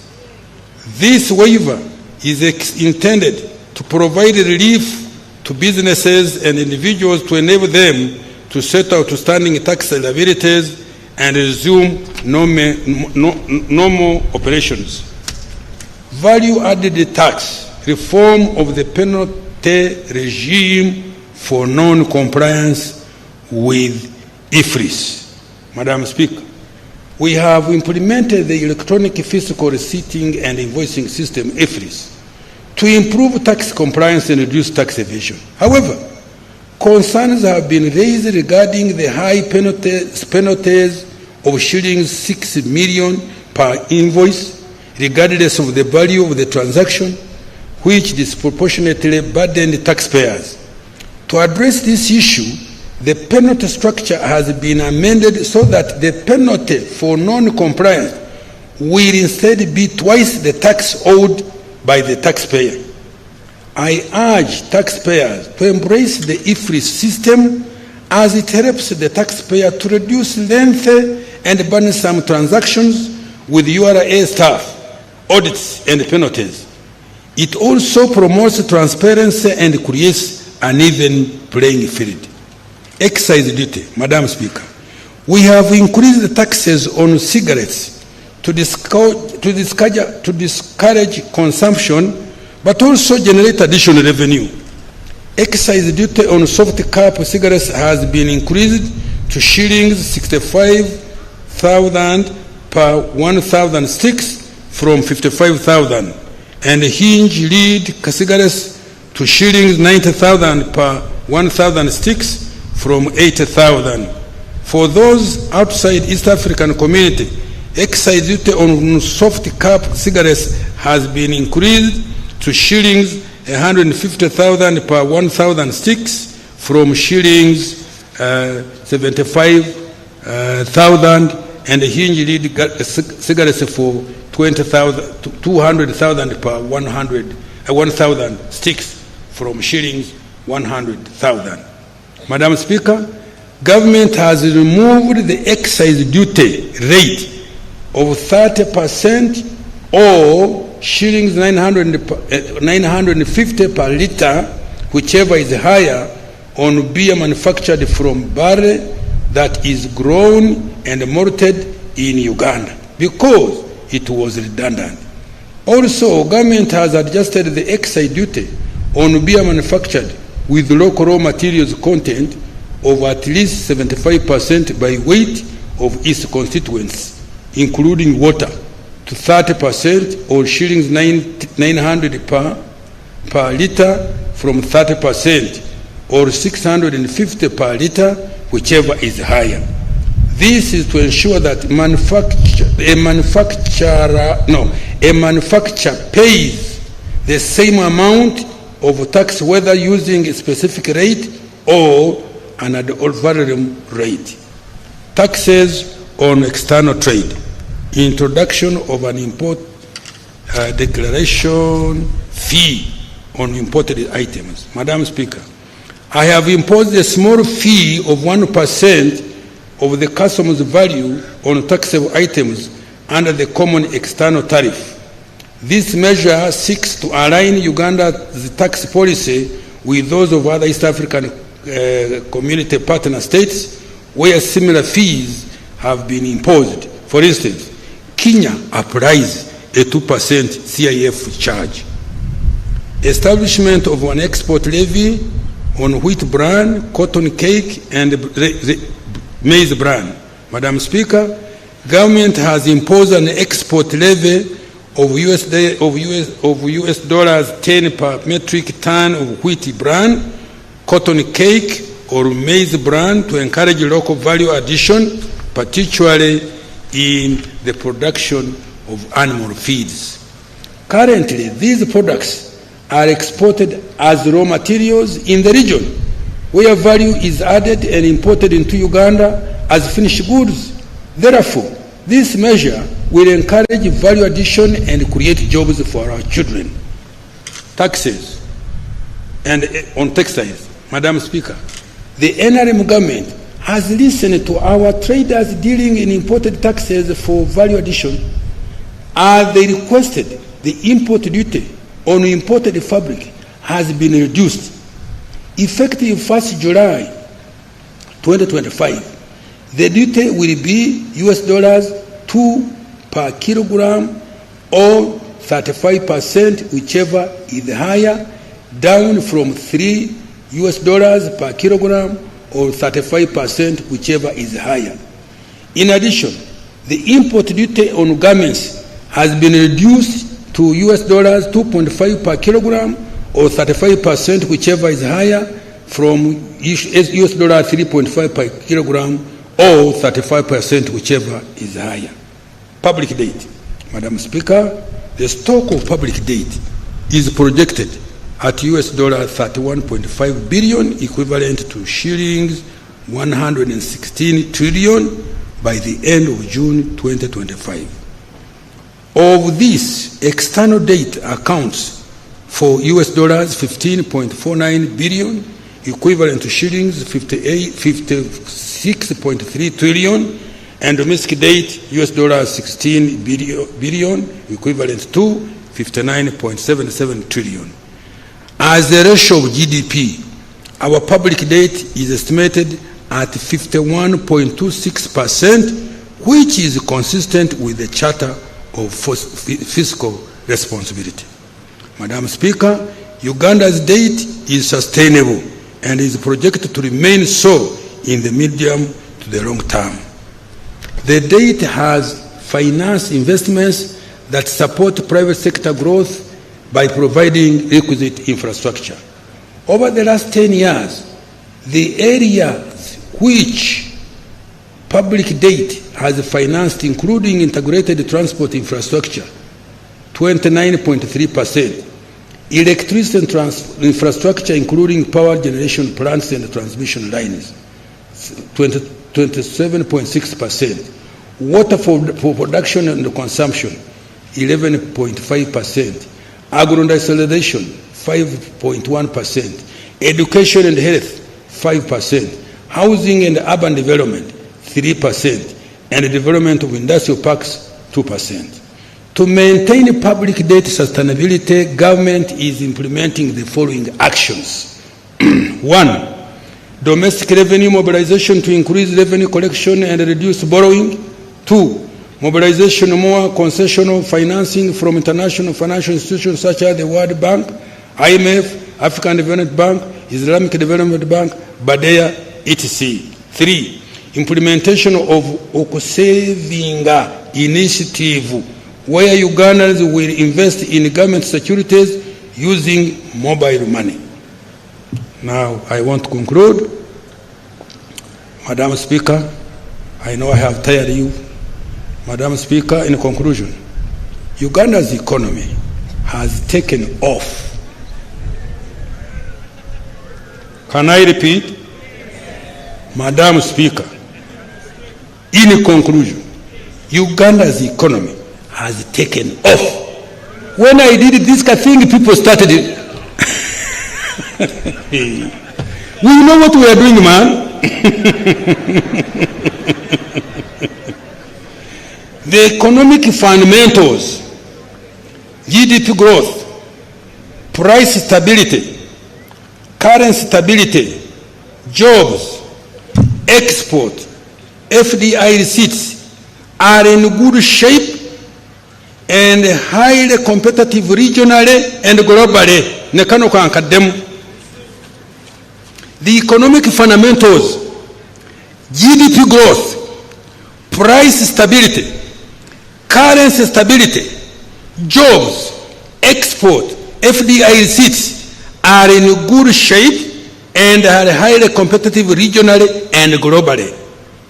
We have met the criteria for graduation from the category of low development countries. Poverty and inequality have just hold on. We have met the criteria for graduation from category of low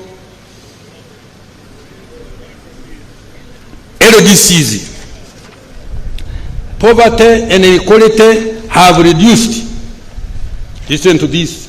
Poverty and inequality have reduced significantly. Our deliberate onslaught on the subsistence economy has resulted in cutting the number of Ugandans working for only the stomach, kida kionka, to just 3 in every 10 homesteads. With our renewed commitment to fast-track a full monetization of the economy and redirect resources towards agro-industrialization, tourism, mineral beneficiation, manufacturing, innovations by our scientists, and digital transformation, Uganda is indeed unstoppable. Unstoppable. Mwandibadde mukuba mu ngalo nammwe temumpadde maanyi.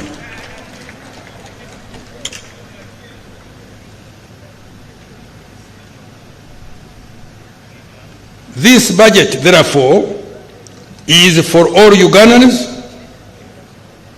who are ready to create wealth.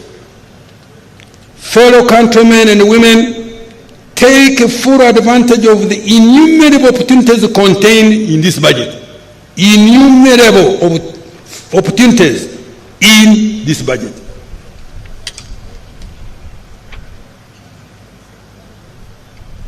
To those still in the subsistence economy, the PDM and other wealth creation funds have been availed to support you to join the money economy in any of the 4 sectors: commercial agriculture, industry, services, or ICT. To the private sector, the 10-fold growth strategy presents many opportunities. Demand for household services and consumables is going to increase exponentially in the next 15 years on account of rising household incomes. The increase in GDP represents larger demand for intermediate goods and services among businesses. With a larger economy, government revenue will increase, and so will the size of government contracts to the private sector. To the investors and our partners in development, this budget guarantees peace, security, easy taxes, and a tolerable administration of justice. In Uganda, we protect private property, enforce contracts, and pay our debts. To the youth, this budget offers opportunities to acquire more skills, access finance, innovate and develop new and better products. The budget also contains huge investments in sports, particularly to upgrade the facilities in preparation for CHAN and AFCON 27. To those in the creative industry, the NRM government has fulfilled its promise to provide you with a revolving fund, acquire a home for you, and enact a copyright law to protect your intellectual property. This is just the beginning of what we intend to do to open doors for you to escape unemployment and manipulation by self-interested individuals and groups. Take full advantage of the opportunities to make money and live a productive life. Take full advantage of the opportunities to make money and live a productive life. To the women and mothers of our nation, the budget has provided funds to improve your health, to ensure that your children are born in safe hands, are immunized, sleep under mosquito net, drink clean water, safe water, and are educated in nearby school for free. The budget has also allocated billions of support to your businesses. However, small to graduate. Let me repeat this. The increase in GDP represents a larger demand for intermediate goods and services among businesses.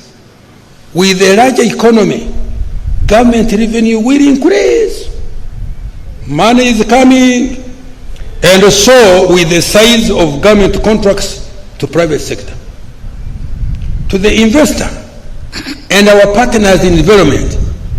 This budget guarantees peace and security, ease the taxes, and the tolerable administration of justice. In Uganda, we protect private property, enforce contracts, and repay our debts. To the youth, this budget offers opportunities to acquire more skills, access finance, innovate and develop new and better products. The budget also contains huge investments in sports, particularly to upgrade the facilities in preparation for CHAN and AFCON 27. To those in the creative industry, the NRM government has fulfilled its promise to provide you with the revolving fund, acquire a home for you, and enact a corporate law to protect your intellectual property. This is just the beginning of what we intend to do to open doors for you to escape unemployment and manipulation by self-interested individuals and groups.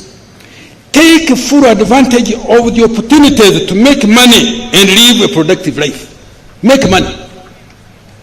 To the women and mothers of this nation, the budget has provided funds to improve your health, to ensure that your children are born in safe hands, are immunized, sleep under mosquito net, drink clean water, safe water, and are educated in a nearby school for free. The budget has also allocated billions to support your businesses, however small, to graduate into sustainable businesses. To the elderly, persons with a disability, and other vulnerable persons, wherever you are in this country, the budget offers several social safety nets, not only to shield you from poverty, but also to ensure that you can be productive and begin to live a decent life. To our cultural leaders, this budget has fulfilled His Excellency the President's promise of enhancing government support for your operations. For the religious leaders, the budget has provided funding to support functions of Interreligious Council. I now appeal to you to support mobilization of people for wealth creation and implementation of government programs. To the gallant men and women in uniform who are serving in UPDF, in the Uganda police, in the Uganda prisons, and the intelligence services, this budget contains money to improve your welfare and capabilities. Continue to serve your country and keep it as safe as you have always done. Happy belated Heroes Day. I have adequately provided resources to ensure elections go on successfully by ensuring peace, security, law and order, and availability of all required equipment and documents. As we go about the electoral process, I implore all political actors to observe peaceful engagement and avoid distracting wealth creators.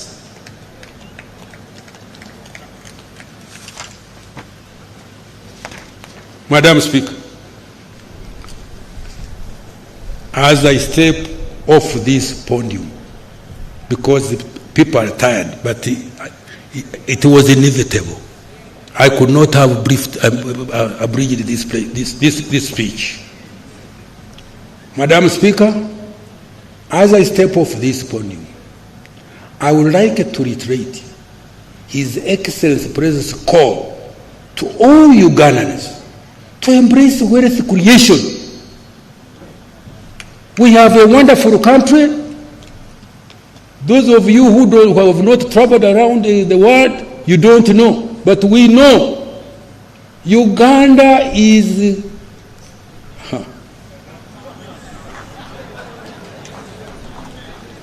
God, when He was creating Uganda, I don't know what our ancestors had done. I think they did very good things. We have got good weather. You think I could have put on a suit here in some other places? We have rainfall, although we are making a problem by cutting trees. You can grow any type of food here.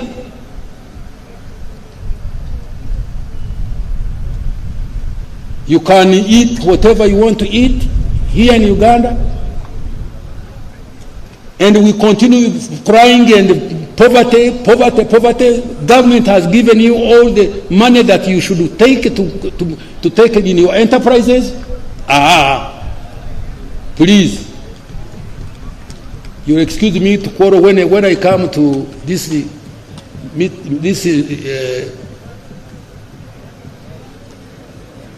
when I talk, wanting to emphasize of the beauty of this country, I become emotional. Will you excuse me? No wars, systems are around. If you are somebody has done something wrong to you, the courts, the chief is here. Hey. And we want to live to 100 years. Have you heard? Me, I'm aiming with my president 100 years. Have you heard? I am 82 now. You can see.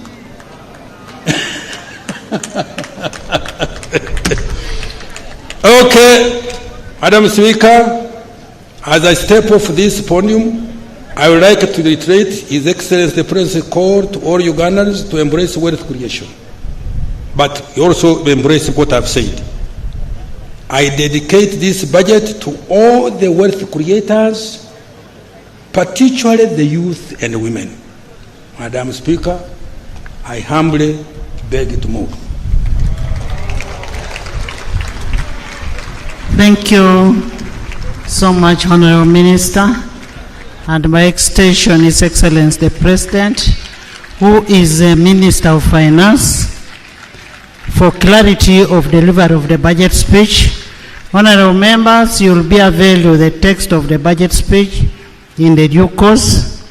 I want to urge you to take note of the government's budgetary priorities and relate the matters to the coming financial year. Next item.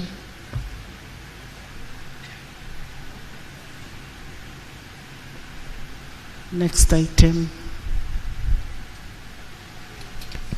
Remarks by His Excellency the President of the Republic of Uganda. Honorable members and distinguished guests, I now take the opportunity to invite His Excellency the President to make his remarks to crown the budget speech. And remember, our rules of procedure state that when the President is making a speech, it must be heard in silence.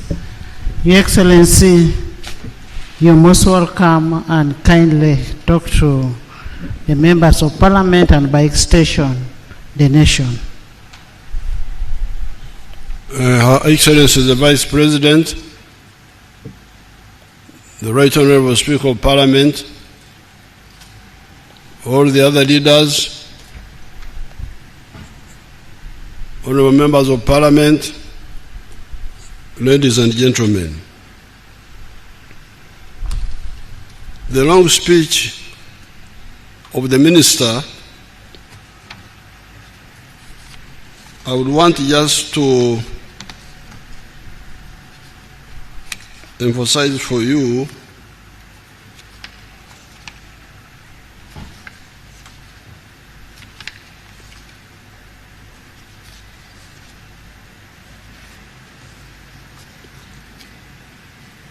I'm trying to see where it is here in the speech. There's paragraph 11 when you get the speech, where he informs us that the size of the Uganda economy is now $61 billion. by the exchange rate method, and 174 billion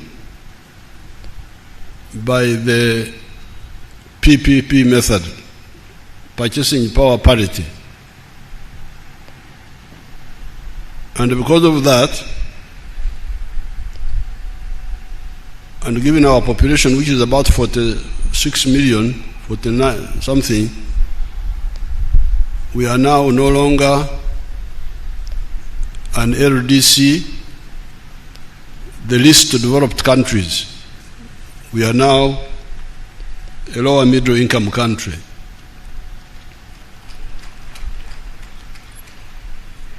In 1986, the size of the GDP was $3.9 billion. So you can see the economy has grown more than 20 times from that time. So I thought you should mark that, because in a long speech like this, you may not notice the big picture. Then finally on the speech, there's a way he summarized. I'm trying to see the page.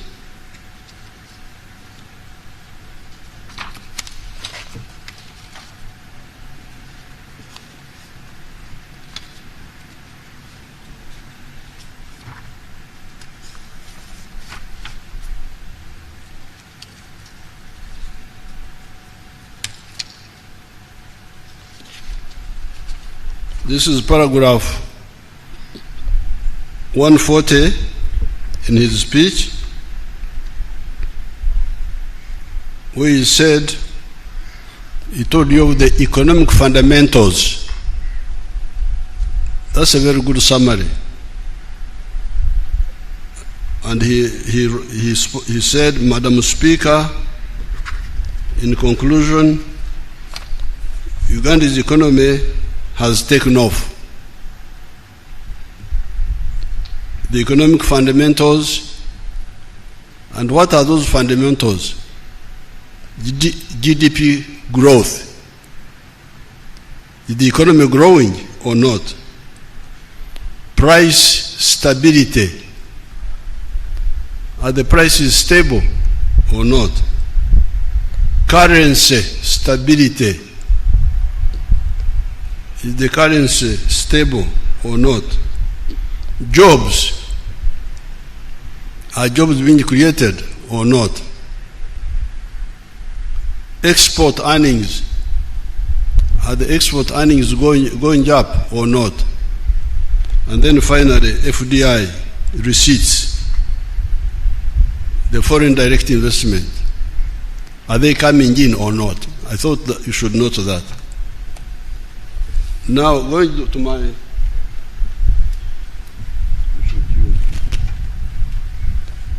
to my own speech, you remember last time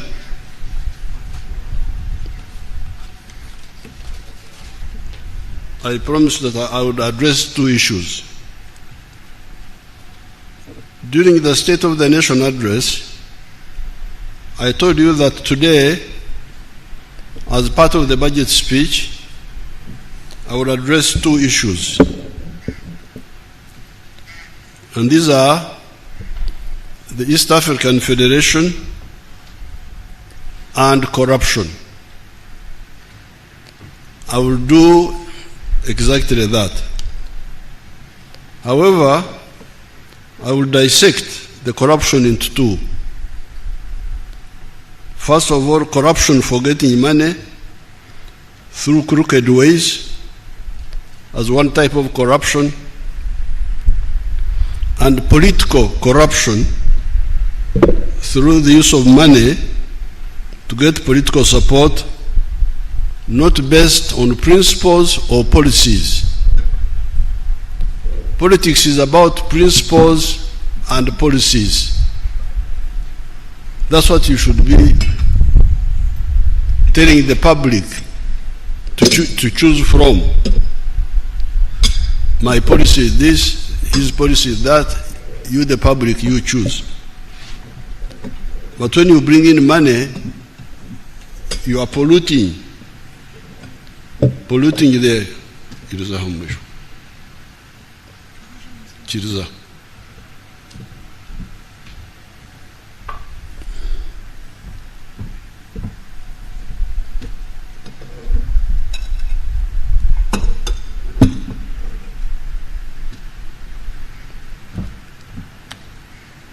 Let me start with the more important question of the political federation of East Africa and possible other federations in other parts of Africa. This was a goal pursued by our ancestors, starting with the Pan-Africanist pioneers among the black people in the United States of America. These were W.B. Du Bois, George Padmore, Marcus Garvey, Sylvester Williams, and others.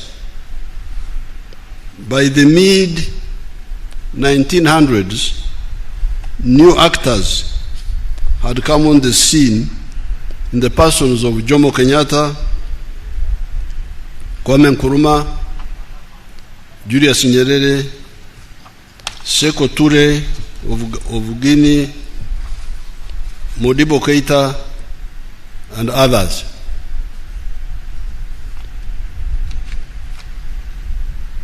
But if you go back, you will find that by 1900, the whole of Africa had shamefully been colonized because our egocentric and incompetent kings had failed to defend us, and instead we are busy fighting fratricide wars among us.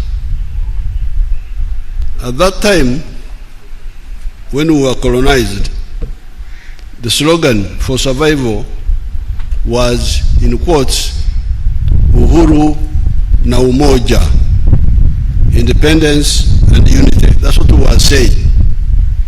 We unite, we fight for freedom, independence, and then after we unite to get strength. That was the slogan. Starting with 1912, the Africans in South Africa took the initiative and started a new anti-colonial force, the African National Congress of South Africa. And you should know that even Mahatma Gandhi of India was also in India, in South Africa at this time, so he was part of this effort. This marked the beginning of the new African resistance, led by more informed people. Our resistance was assisted by two factors that came on the scene during that century. These were, number one, the emergence of the socialist camps of nations in the form of the Soviet Union in 1917, China in 1949, and others.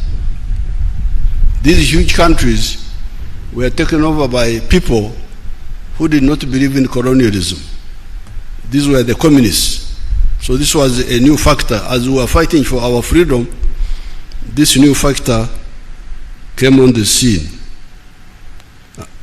And the second factor were the fratricidal wars, fratricidal inter-imperialist wars of 1914 to 1918 and 1939 to 1945 among the imperialists.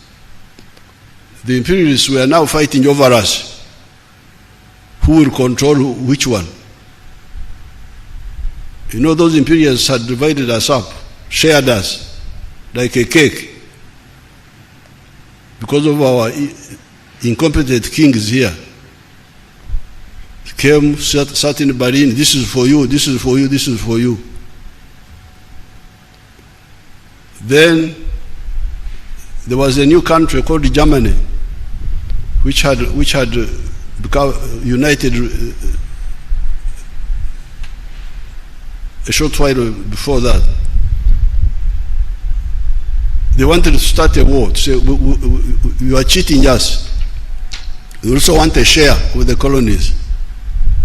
Then they said, please don't start a war, Bismarck, please. Let's give you some of the properties.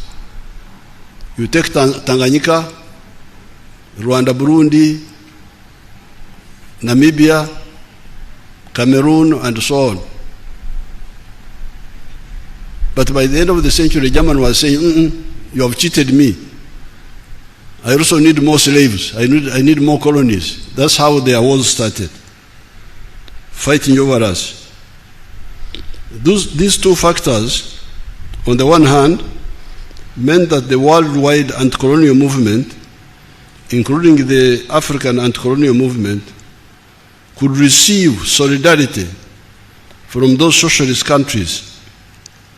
And on the other hand, the imperialist countries had weakened themselves in the process of their greed for world domination.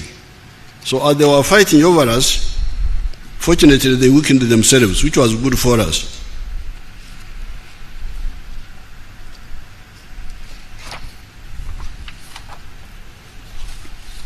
The worldwide anti-colonial movement, on account of these three factors, the three factors are our resistance, number one, number two, the emergence of the socialist countries which were supporting us, and number three, the mutual weakening of the imperialists among themselves. The worldwide anti-colonial movement, on account of these three factors, started scoring strategic victories with the independence of India in 1947, Indonesia in 1945, the defeat of the Kuomintang traitors in China, 1949, etc. Amazingly, the imperialists tried in many cases to maintain colonial control even after these catastrophes. The French tried to recognize Indochina, Vietnam, Cambodia, and Laos until the Vietnamese defeated them at Dien Bien Phu in 1954. The French were defeated in Algeria. The British faced the Mau Mau armed resistance in Kenya and mass resistance throughout the whole of Africa. Here in Uganda, Ignatius Kangave Musazi led the mass resistance movement. I don't hear you, the political actors who are always on the radio, I don't hear you talking about I.K. Musazi, talking about nothing most of the time. Musazi played a very big role in our struggle. On account of this resistance, but this is also the weakness of the NRM Secretariat. They should do more sensitization. On account of these resistance efforts, by 1963, 36 African countries had achieved independence, uhuru, so we had achieved uhuru. It is these countries that founded the Organization of African Unity at Addis Ababa. There was, however, another almost 20 African countries that were still under colonial rule. The African Summit gave an ultimatum to the imperialists to give independence to the whole of Africa peacefully, or they would be ejected by force. People don't know this history. They just run around, but if you don't know this, you can make a lot of mistakes.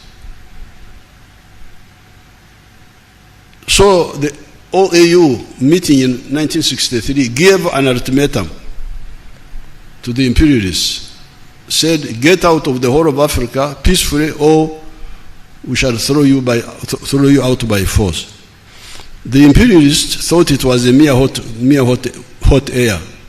They never paid heed. However, the Africans were serious and able to defeat the imperialists by force. Indeed, by 1974, Samora Machel had defeated the Portuguese army of 70,000 in Mozambique. Amílcar Cabral and his colleagues had defeated the Portuguese army in Guinea-Bissau. Agostinho Neto had defeated the Portuguese army in Angola. By 1980, Robert Mugabe and Zanla, their army, had defeated Ian Smith in Zimbabwe. 1990, Namibia got independence, and in 1994, the African majority defeated the white racists in South Africa.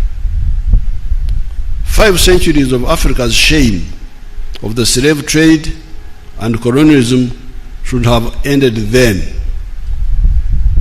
This is where we need to really examine ourselves, because we achieved victory both by peaceful method and by war. So what happened? What happened? When you hear people on the radio talking, just talk, empty talk. What happened? Why did we people? This is not fiction. It is history. We defeated the imperialists by peaceful means, but also by war. So what?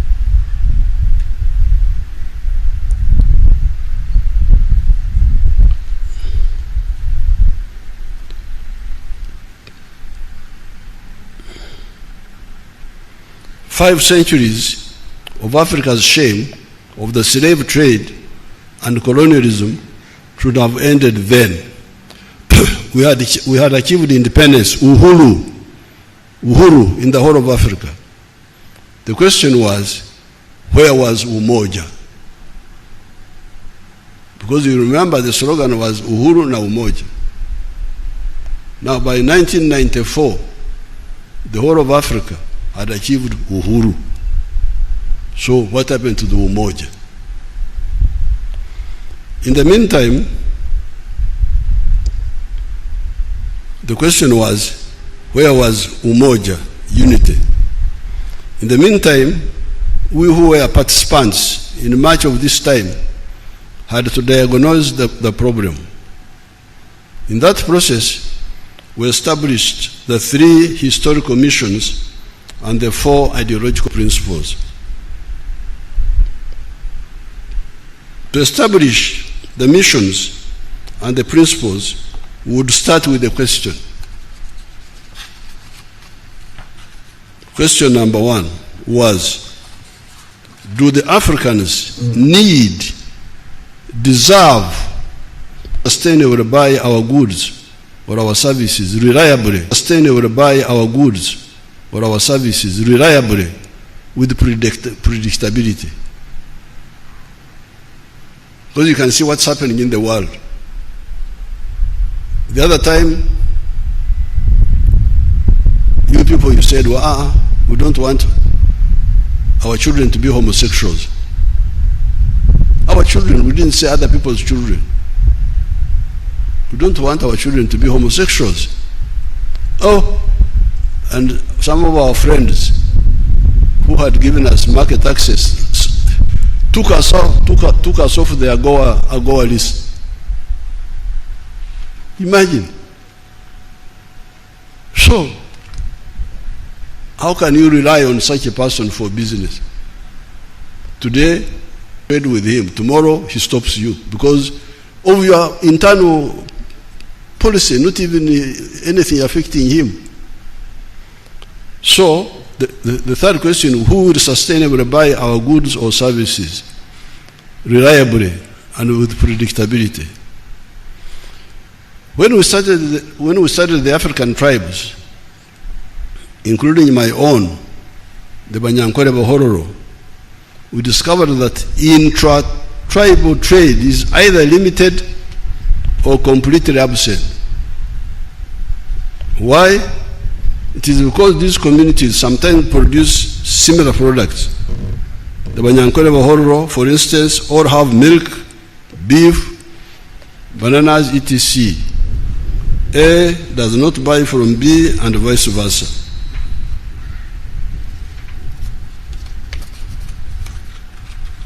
Therefore, identity, being one tribe, does not necessarily solve the problem of prosperity. Happily, we discovered a ready solution, and this was Uganda, that multi-tribal unity, which was already there. You had the Banyankole Bahoro there, but you also had other people. Even in the colonial times of the small enclave economy, the business complementarities among the tribes were already coming up.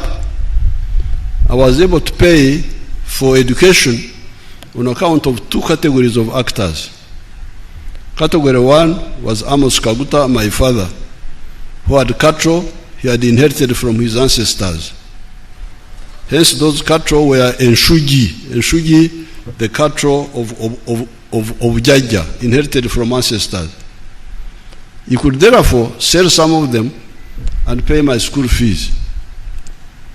The problem, however, was that there was neither a single Munyankole Mhororo cattle trader at that time, nor was there a developed beef market in the area of Ntungamo. You know where Ntungamo is? You know where Ntungamo is, you people? You may not find it on the Uganda map. You may not find it. So Ntungamo, we had neither traders of cattle, nor did we have a meat market at that time. That is how the second category of rescuers came in. The people who rescued me to go to school.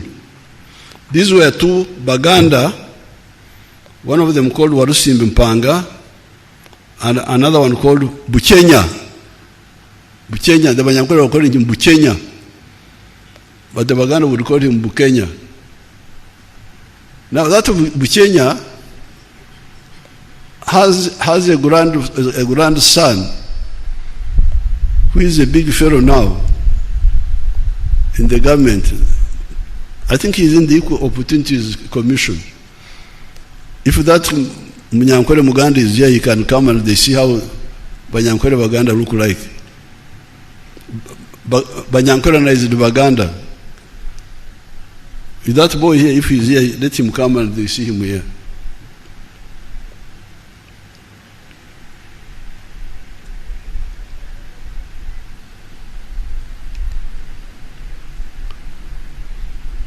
And then there was also a white man, Share. Was a white man, Share. Warusimbi was buying cattle for the Kampala beef market, Buchenya for the Mbarara market, and Share for the Kirembe copper mines workforce. So it was these three people who supported my education. Warusimbi would buy the cows to bring them to Kampala. Buchenya would take them to the small Mbarara market. Share would take the cows to Kirembe market. Even at that time, the complementarity among the tribes was becoming clear. But even in the pre-colonial times, the interzones trade had become clear. Textiles, emyenda, were coming from the coast in Zanzibar. The glass beads and kwanzi were from the same source, and so were the guns. Ivory, emino, however, was coming from the interior of the African continent, and so were the salt, the backcloth, the hose, etc. It is this historical mission of the need for prosperity that led us to discover the first ideological principle of our movement, of the NRM. As the minister was saying, patriotism, love Uganda. Why? It is because you need it for your prosperity as a market, among other advantages. However, learning from the history of other countries and also seeing what is happening in Uganda once it settled down and started recovery, we discovered that the internal market is not enough As we speak today, Uganda has got surplus of milk, maize, bananas, beef, sugar, cement, steel products of certain types, etc., as the minister was telling you here. Where do we sell all these? This is when the NRM asked the Ugandans the following questions. Number one, have you heard of East Africa? Because you are stuck with your products. Have you heard of East Africa? Because you are busy with the tribes. Some people are telling you, we, as Banyankore, we, as Baganda, we, as Acholi, some of those pharaohs are busy telling you about the tribes. If nga abasoga bene, we as this one, But why don't we solve the, if those are enough, why do we have a problem of surplus milk, surplus sugar, surplus this? And this is where the NRM said, have you heard of East Africa? Have you heard of Africa? Why don't you check whether they can buy what we produce and also buy what they produce? Indeed, as I speak now, East Africa and Africa are already buying parts of our surpluses. Otherwise, these sectors of the economy would have collapsed by now. That is how the NRM identified the second ideological principle of Pan-Africanism. Pan-Africanism. Love Africa. Why? It is because you need it we need it for our prosperity. This realization of the need for bigger markets was not only clear to the NRM, others before us had realized this. Germany was not one country until 1871. Germanic-speaking people were divided into 39 kingdoms of Prussia, Saxony, Bavaria, etc. However, there was a strong business group in Prussia known as Junkers. It is written Junkers, but they pronounce it Junkers, that saw the importance of a united German market. Working with Bismarck, they pushed the Pan-Germanism agenda, the unity of the Germans. France, by 1789, had been a united kingdom for a long time. There were, however, internal taxes between the provinces of France known as gabelle. Those provinces were fiefdoms of the princes of those areas. The rising French middle class, the bourgeoisie, could not accept this. Indeed, the removal of these internal taxes were part of the grievances of the French Revolution. On these two ideological principles of patriotism and Pan-Africanism, we added socio-economic transformation and democracy. This was all to achieve historical mission number one, prosperity for the African people through market integration. We are glad by 1980, the African leaders had started seeing the importance of market integration as part of the Lagos Plan of Action. When the NRM took power, we worked with the Wazee, Mzee Mwinyi, Mzee Mkapa, and Mzee Moi to revive the East African community that was relaunched on the 30th of November, 1999. The East African community has now expanded to incorporate Rwanda, Burundi, South Sudan, DRC, and Somalia. In addition, we have got COMESA and the CFTA, the Continental Free Trade Area. We need to remove all the trade barriers and develop infrastructure to facilitate this trade. However, we also need to ensure that countries that are beginning to come up are assisted. We don't want a common market where some countries benefit, others lose. No, it's very dangerous. The countries which are coming up must be assisted so that they also trade equitably. We should never allow trade imbalances among member states to persist. This market integration will address the historical mission of prosperity. However, we had also identified the second historical mission as that of strategic security. How can Africa ensure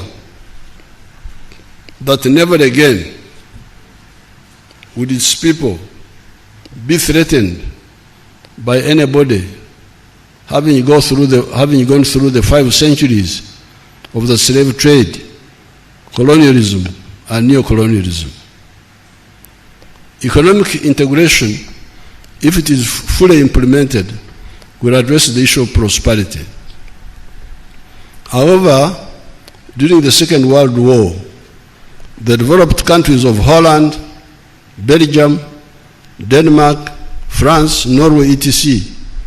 became victims of German aggression. They are being developed notwithstanding.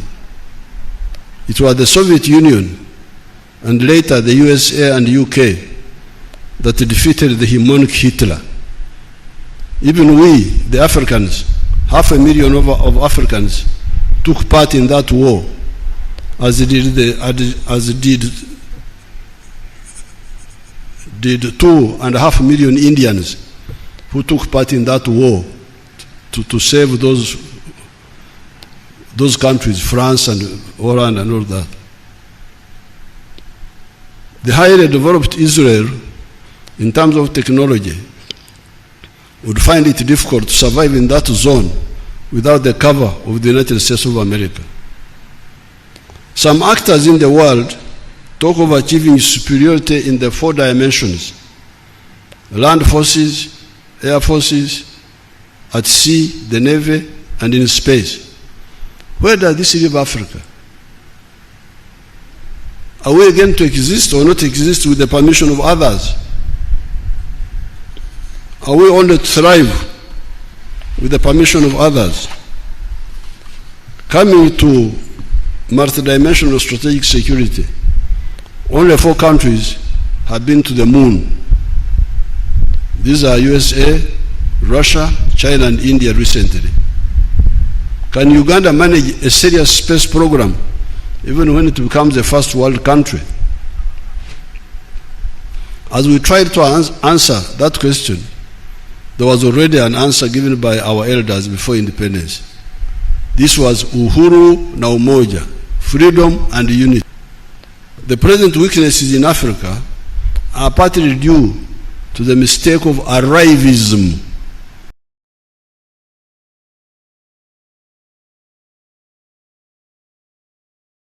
Where the leaders prefer to remain big fishes in small ponds. It was only Mwalimu Nyerere of Tanganyika and Mzee Karume of Zanzibar that consummated the economic and political integration of the 2 countries to create Tanzania that has been a great success. Recently, the Union of Tanzania celebrated 60 years. We congratulate and sisters of declaration by our leaders. However, along the way, some of them developed as some of the most devoted Africans that have ever lived. Certainly, Amin would never have taken power in Uganda. If that federation were there, Idi Amin would never have taken power in Uganda here. Maybe the problems of Rwanda and Burundi could have been handled differently. The problems of South Sudan and Somalia could possibly have been handled differently, as would have been the problems of Congo. Why do I say this? Uganda, Kenya, and Tanzania, under one political authority, would have been so strong that their voice in these matters would have been decisive. I remember, for instance, our leaders then took a stand on the issue of Congo in 1965. Soon, however, the states started taking divergent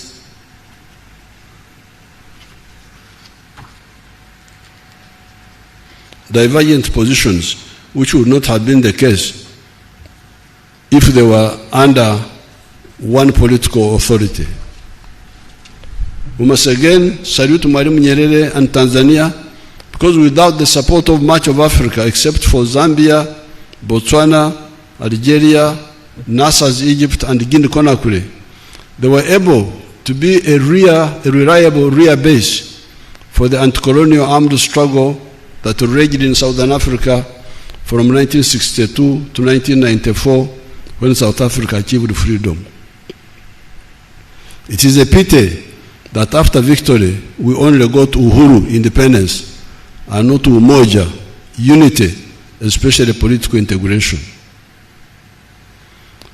The third historical mission we identified was the Undugu, brotherhood of the 1.5 billion African people.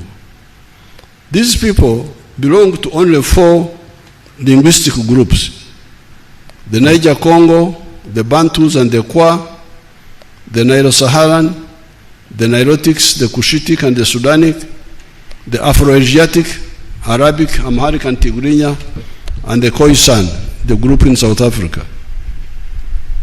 Recently, I had a delegation from Congo, but we did not have a French translator. However, there was a Runyoro-Rutoro speaker from Ituri province in Congo, Tebasima Atenyi. I therefore spoke in Runyoro, and he translated to the rest in French. This was just like 2 weeks ago when I had a group from Congo.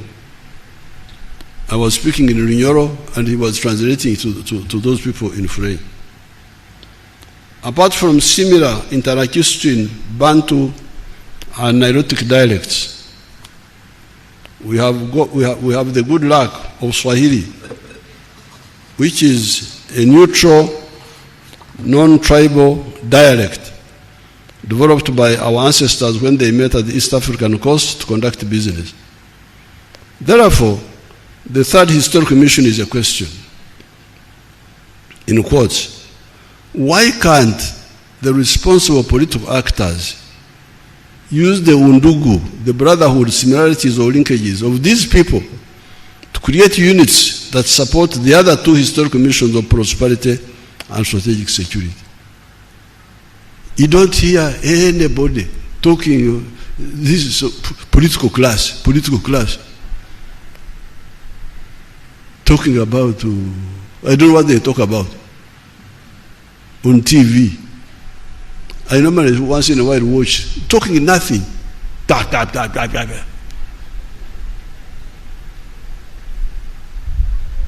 can you have a political class lost?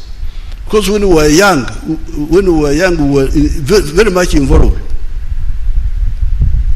Whatever happened in the whole of Africa, we were involved.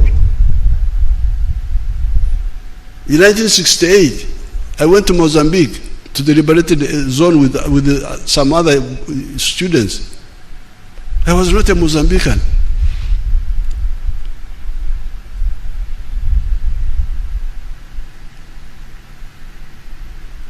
Balekanga byebasande kukola, nibakola byebatasande kukola, n'amazima tegali mu bo. Ani anaavunula ekyo bannange? They left undone what they ought to have done. They left undone what they ought to have done. They did what they ought not to have done, and there is no truth in them. That's what it says in English.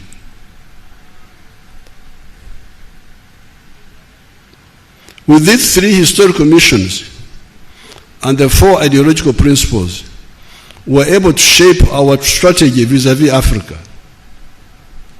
The movement, when you talk of movement, you are talking about the 3 historical missions and 4 ideological principles. Not about me. You are not important. Elect me. Elect you for what? Because you are handsome, because you are what? What medicine do you have for us? What medicine do you have for us? We need a medicine for our problems.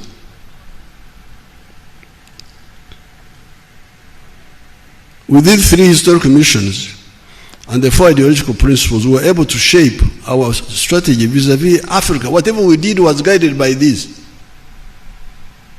Why did we tactically work with Obote? But when Amin came, we decided to fight him. Because we saw Obote, we were trying to see how we can move him, beg him, see how to move him to our program. But Amin was off the point. So we said, Kwenda, wewe toka.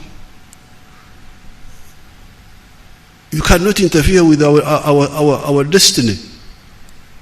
We have a journey. We are on a journey. You stood in front of us, tunakutoa.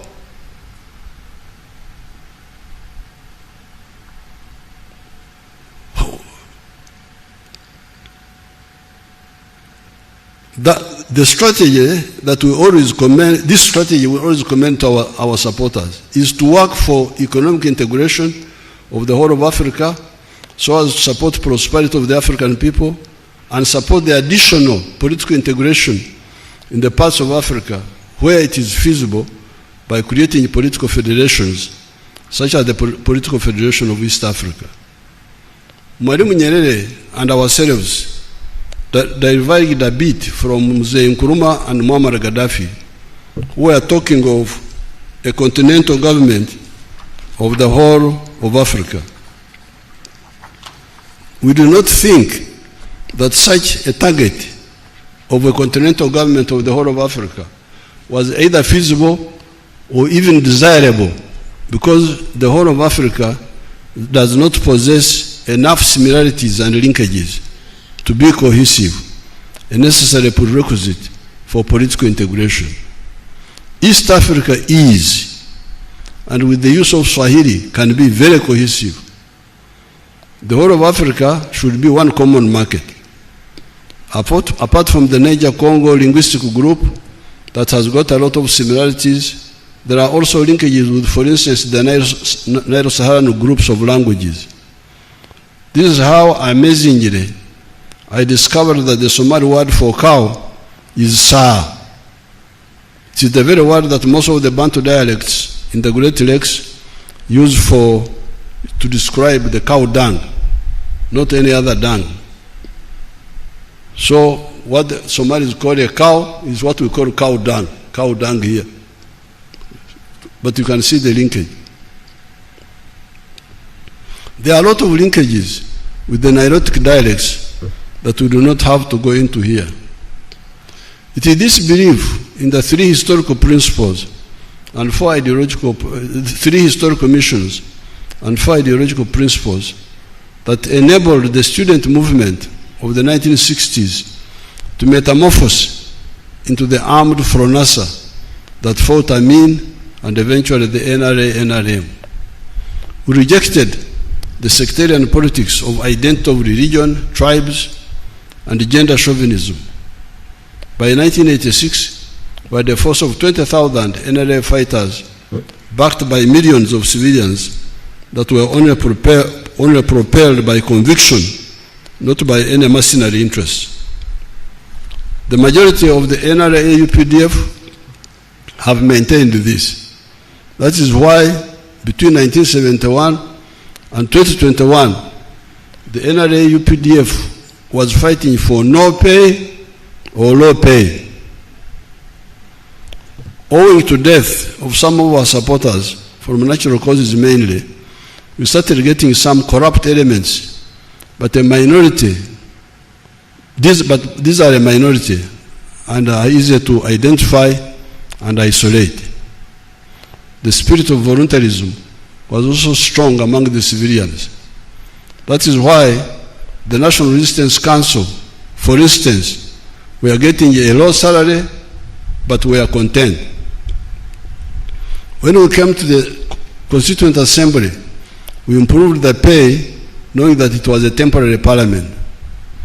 However, subsequent parliaments made two mistakes. One was to increase their salary and allowances, thereby departing from the spirit of sacrifice that had been the hallmark of the NRA, UPDF, NRM.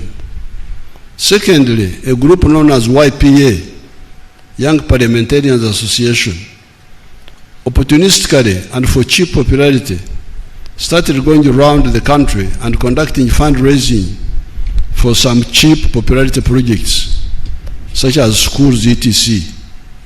I warned them, but they could not listen. I did not want to precipitate a crisis with them when we had problems of Rwanda, Congo, South Sudan, etc. This is, however, why I rejected the call to raise the pay of the president. I said the president will never get a high salary as long as I'm in government and as long as the economy is still growing. Comrades, it's now time to see how to correct these two mistakes. This is because it led the population to believe that the political leaders have a lot of money and must share it with the voters in the form of bribes and endless fundraisings. Although the MPs gave themselves a lot of money, it is not enough to meet these indisciplined demands for bribes and fundraisings. Hence they end up with debts and some have run from the constituencies. I hear some of them are IDPs.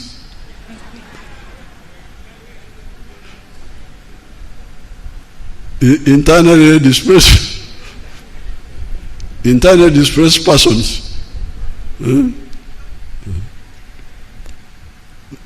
The government, through the budgets, is the one that can help the people to solve their problems. Programs like NADS, Operational Wealth Creation, PDM, Emioga, etc. have already shown that they can liberate people from poverty. You can see it. You can see it. There's a man from Kamwenje. If you can show me that Kamwenje man, you people, my group, the man in Kamwenje, the man of coffee.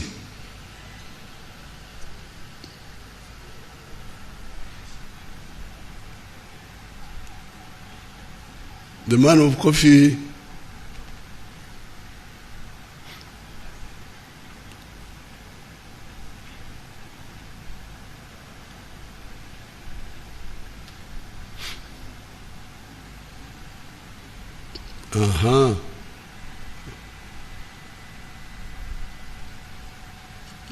Is that the one? The one.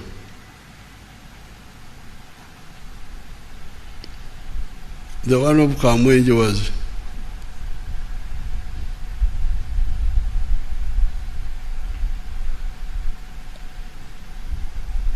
what has happened? Sabotage?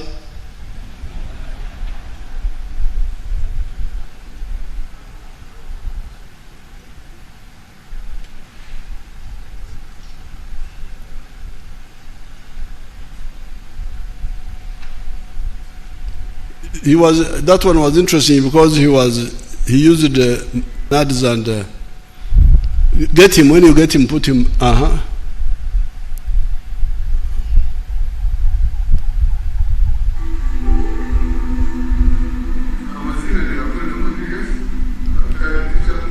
that's the one.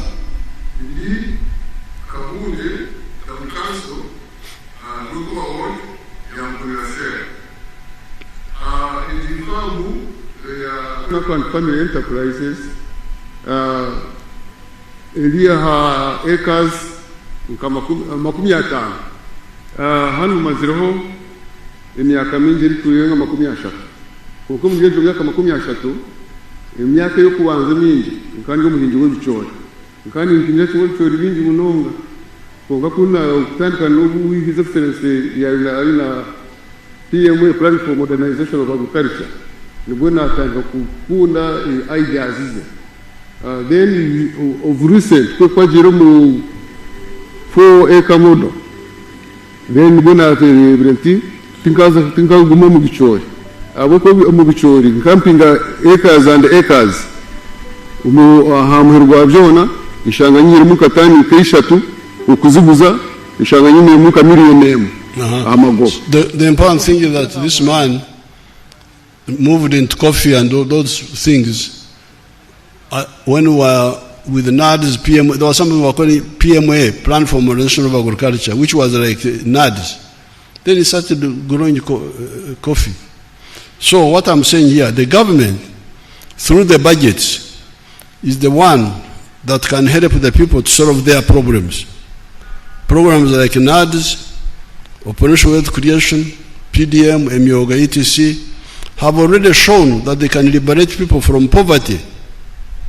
The current coffee boom was on account of the government scientists who developed the improved Kololo coffee, different from the old variety that the people in Bushenyi had abandoned for the dairy industry. Now, I had some people saying that they are the ones who developed coffee, and so I had some people claiming that.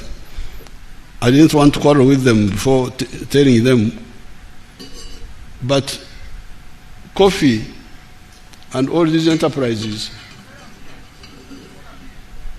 that is the grandson of Buchenya. Zahari ugambira abantu is half Muganda, half Munyankole. Bagambira Buchenya kuyagire mbara. Tell them in English. Thank you very much, Mr. President. My name is close friend to His Excellency the President.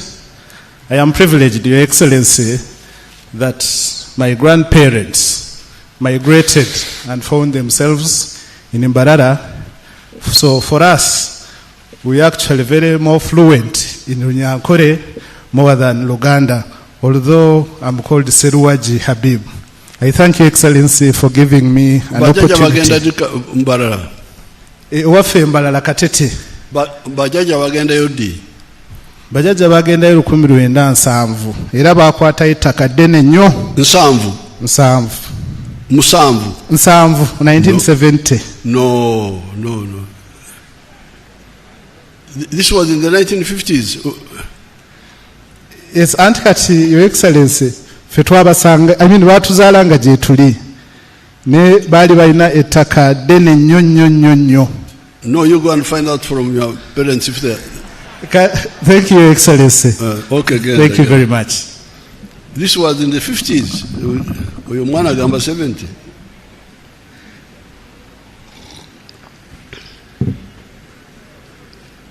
So, some people are saying that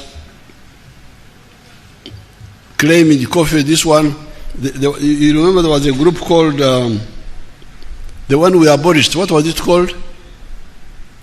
The one we rationalized. UCDA. UCDA. They were saying, we are the ones who developed coffee. Coffee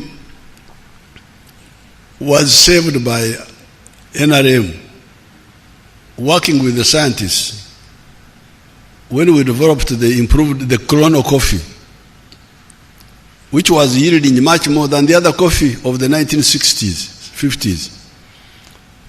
To prove that, we had very, very important coffee growers in Bushenyi, people like Mukaira, like Chikuri, like others who were growing, Kekuruso, they were growing coffee.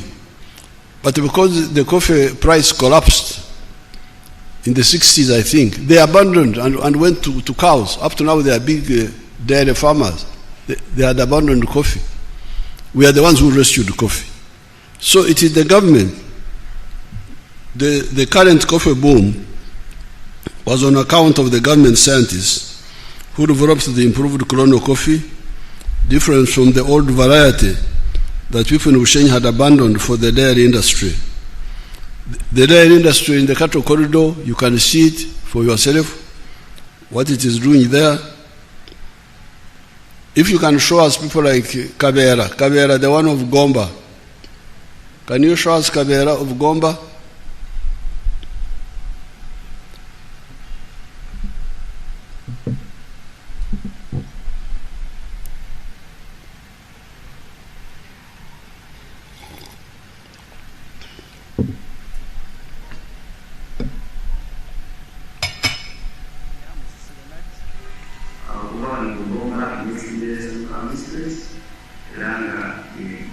Model farm. Nze farm manager farm eno yatandikibwa omwami Kalera Philip era nga yawangula empaka z'omulimu asinga 2 eziteekebwa Vision Group mu ggwanga lyonna. Farm eno yatandika omwaka gwa 2003 era nga ekigendererwa kyali kyakolaba tuyinza okufuna mu byobulimi n'obulunzi. Twatandika nga tulunda ente ezaffe ennansi oba ze tuyita Enyankole paka mu mwaka gwa 2018 bwe twalaba nti ettaka lye twalina obunene bwalyo eka 405 amagoba be twajjangamu otunudde vali y'ettaka nga tegenkanankana na capital oyo ali mu ttaka.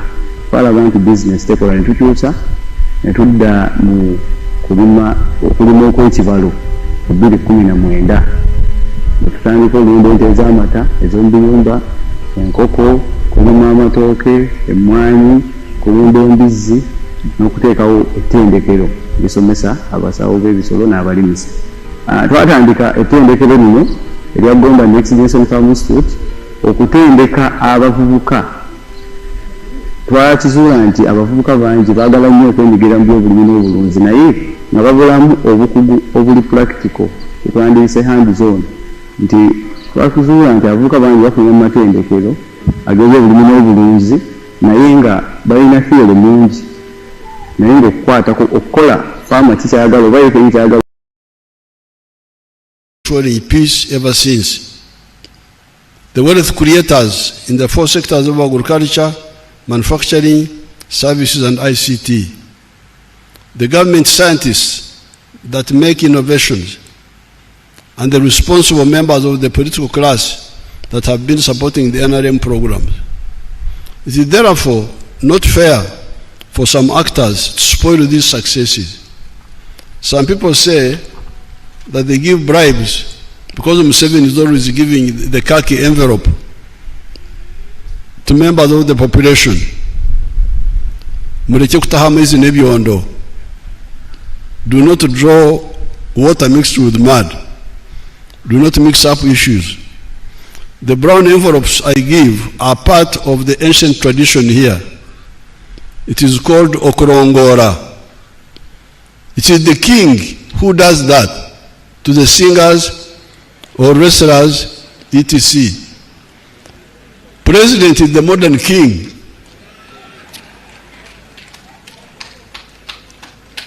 You are not kings. You are not kings. I have a budget for that. I do not sell my cows to get money kurongora singers. Mulekerao omwenkanonkano. This is the Uganda word. It summarizes the whole thing. Mulekerao omwenkanonkano. Stop trying to be like the one who is bigger than you. You tell those people that Museveni gives the envelope because he has got a budget. He's president. I'm not president. Why do you want? Fundraising was and is premature. The health fundraising is Oksonda. Fundraising is our word is Oksonda, whereby you make small equal contributions but by many contributors. In the 1950s, Mzee Kaguta sometimes would participate in Kusondera to contribute for Enjoga. Enjoga, a pot full of ruagwa, of banana alcohol. At that time, Enjoga, a pot full was 5 shillings. 5 people would contribute 1 shilling each. That's the Kusonda, that is the fundraising. You contribute equal, small amounts that you can afford. But with what's happening now, with the rampant fundraising, the MP carries the whole burden. The MP carries the whole burden. It is really extortion, but it was instigated by the MPs who created the impression that they had the type of money when they did not have. Even the church leaders and other elders should ask those young mistake makers the following question. Naye mwana wange, esente zino zonna ozijjawa? That's what I would ask my people if I saw young people throwing around money. That is what a responsible parent should ask Omwana, son or daughter, or Omuzukuru, grandchild, if he or she sees him or her throwing around money. The translation of that question is, my child, from where are you getting all this money that you are throwing around? The responsible parents should not accept stolen gifts from their children or mabanja from their children. So I thought this is what I wanted to comment on the issue of the political corruption and the other corruption. Now,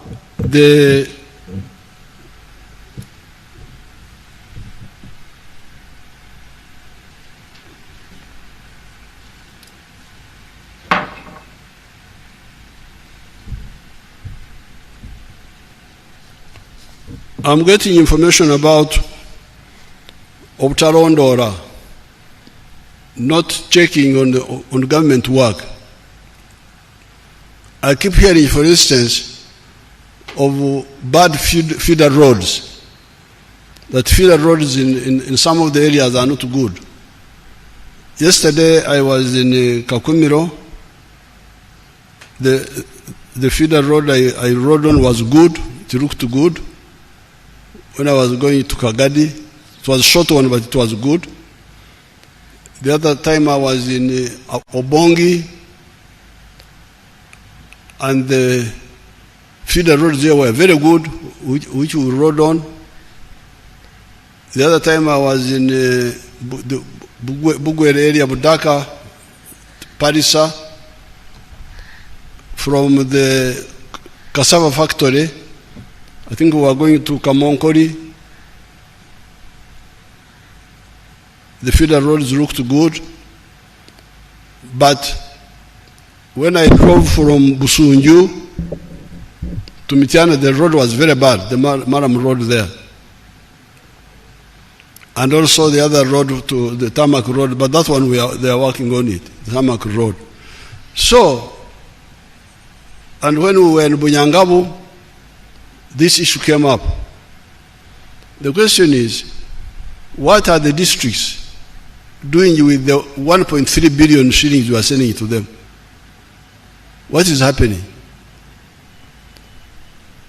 I am now going to send my spies quietly to check on some of these roads. And once I find the road is not worked on, and yet the government people are there, the cow is there, is quiet, the diesel is there, the GSOs are there, I will go for them. They will have to answer. If the 1.3 billion is not enough, tell us, because the feeder roads are very crucial. If you say it's not enough. Now I found that in the case of Bunyangabu, they were mixing up issues. The 1.3 billion is to maintain the roads which are already done, which are already made. But they were saying, oh, they want to make bridges across swamps. No, you can't do that with the 1.3 billion. That's new money. That's a new project. Maintain the present roads the way they are, so that you have the maram there, you have the gravel, they are compacted, drainage. This is a must. I will check, and if I find there will be casualties on the local government people there, even the RDC. Why should this be the case when all these people are there? But now for the voters, that's why you need to vote people who care, not the ones you give money to, the ones who have given you money. Now on the issue of the implementation, we'll have to, so much money has been already availed for so many roads. I have a whole list here. Masaka Mutukura, the money is there. The money for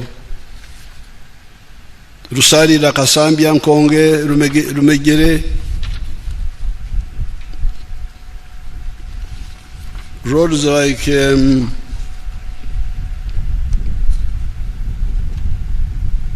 Moyo, Afoji, Katuna, Muko, Kamganguzi, Kumi, Ngora, Serere, Kagwara,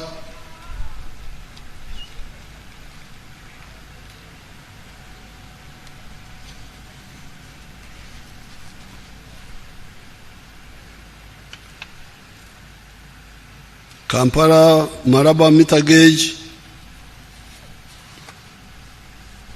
Chitugu, Mchidepo,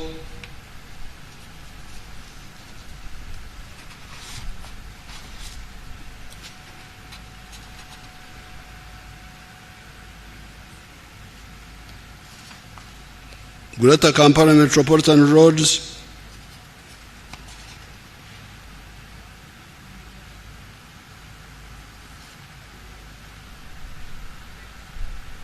so the MPs should follow up this money which is already provided, because I have got a long list here of the money already provided, some of it from loans.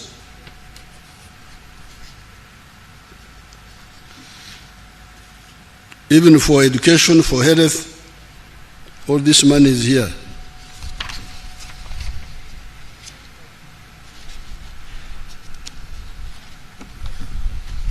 Now, finally,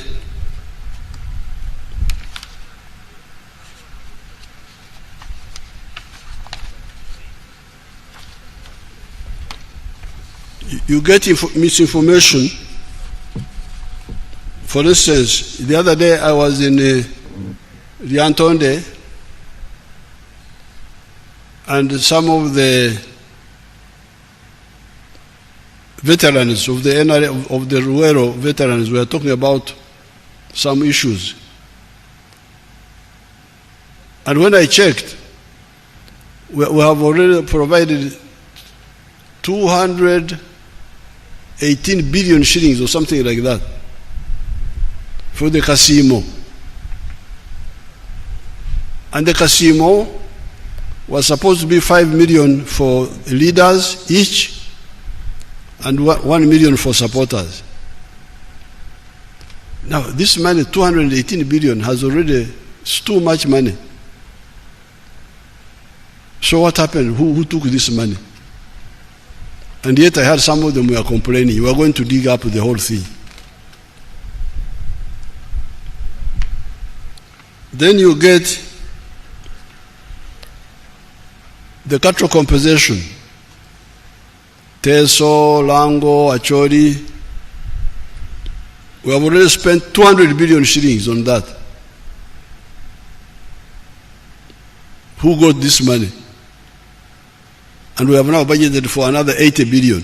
You had it being read here. So you, the leaders, follow up this money. Of course, I will also follow up now that I'm involved.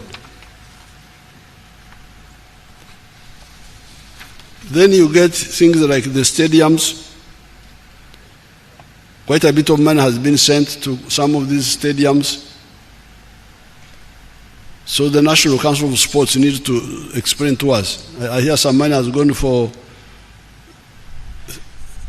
stadiums like Kacheka, like a number of them. To do that, to do this, some work. Others are going to be done massively, like Akibo and so on. So the Council of Sports should also explain, come and brief Mom about all this money.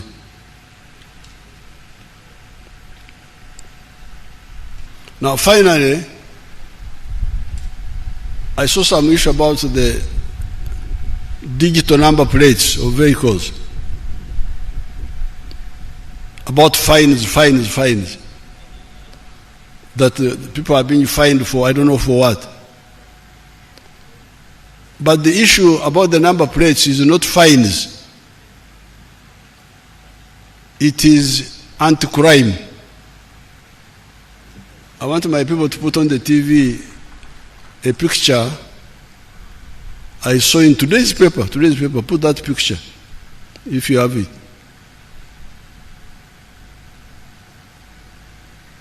Today's, you see that young man? 45 years, was killed on 10th of June, a few days ago. This one here, Geoffrey Wayengara. It was in today's paper. I cannot accept our Ugandans dying because of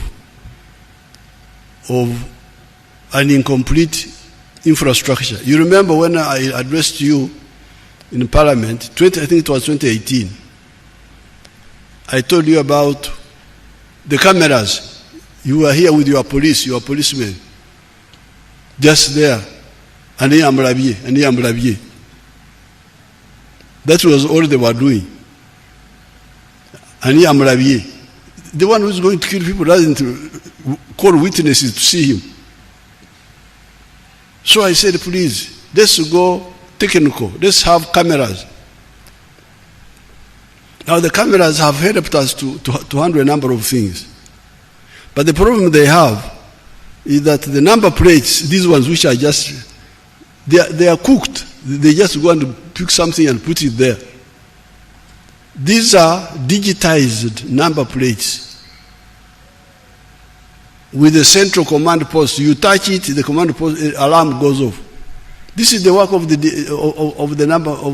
digital number plates, not collecting fines and so on.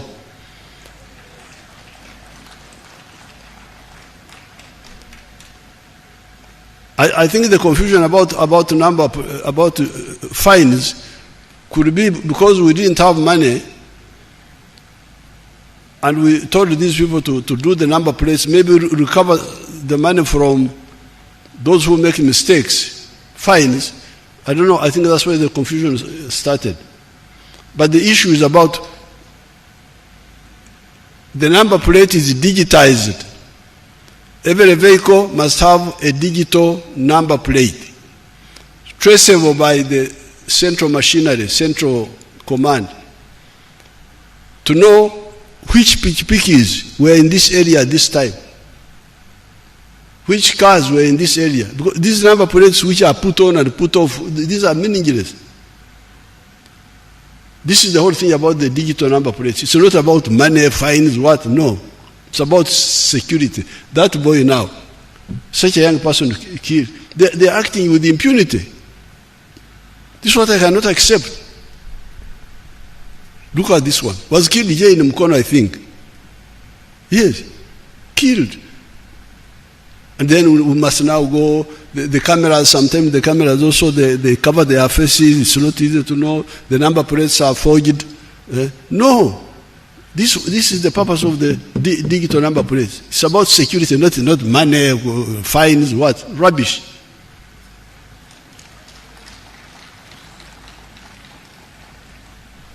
Apoyo Matek Rubangatiye.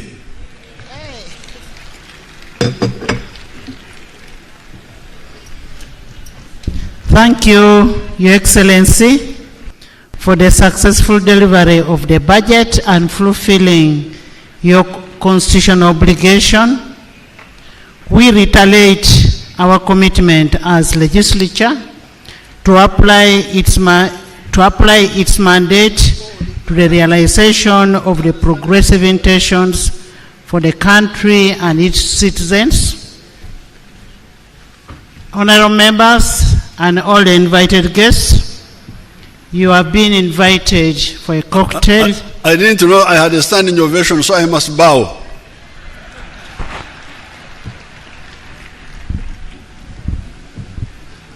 You've been invited for a cocktail at Serena by Minister of Finance. Thank you. Now, on the issue of the federation, I brought that picture there. I want to give one to the speaker. Take it to her. I want to give another one to the leader of government, the vice president, if she's here as head of the government. Is she here? Give one to the vice president.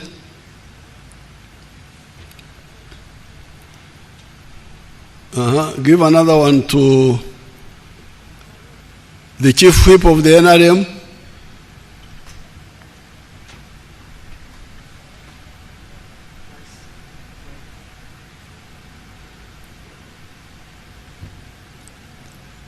Give another one to the leader of the opposition. Have you heard of that person?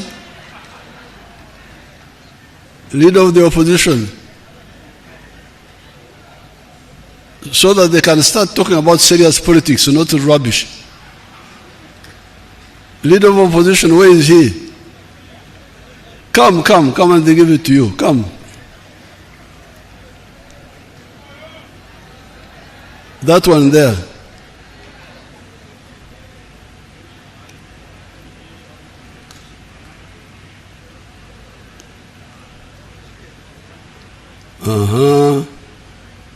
Then who is the other one? Oh, the Dean of the Diplomat Corps.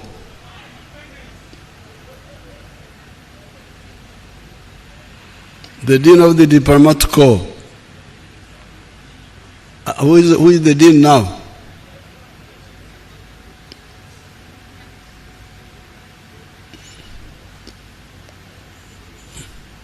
The Dean there, he's there. Okay, thank you so much. Thank you. Apoyo Matek. Adjournment. Once again, I want to thank you, Your Excellency. We also want to thank Mama, all the dignitaries, and all the invited guests for gracing this function. May the good Lord bless all of you. Honorable members, the House is adjourned sundown.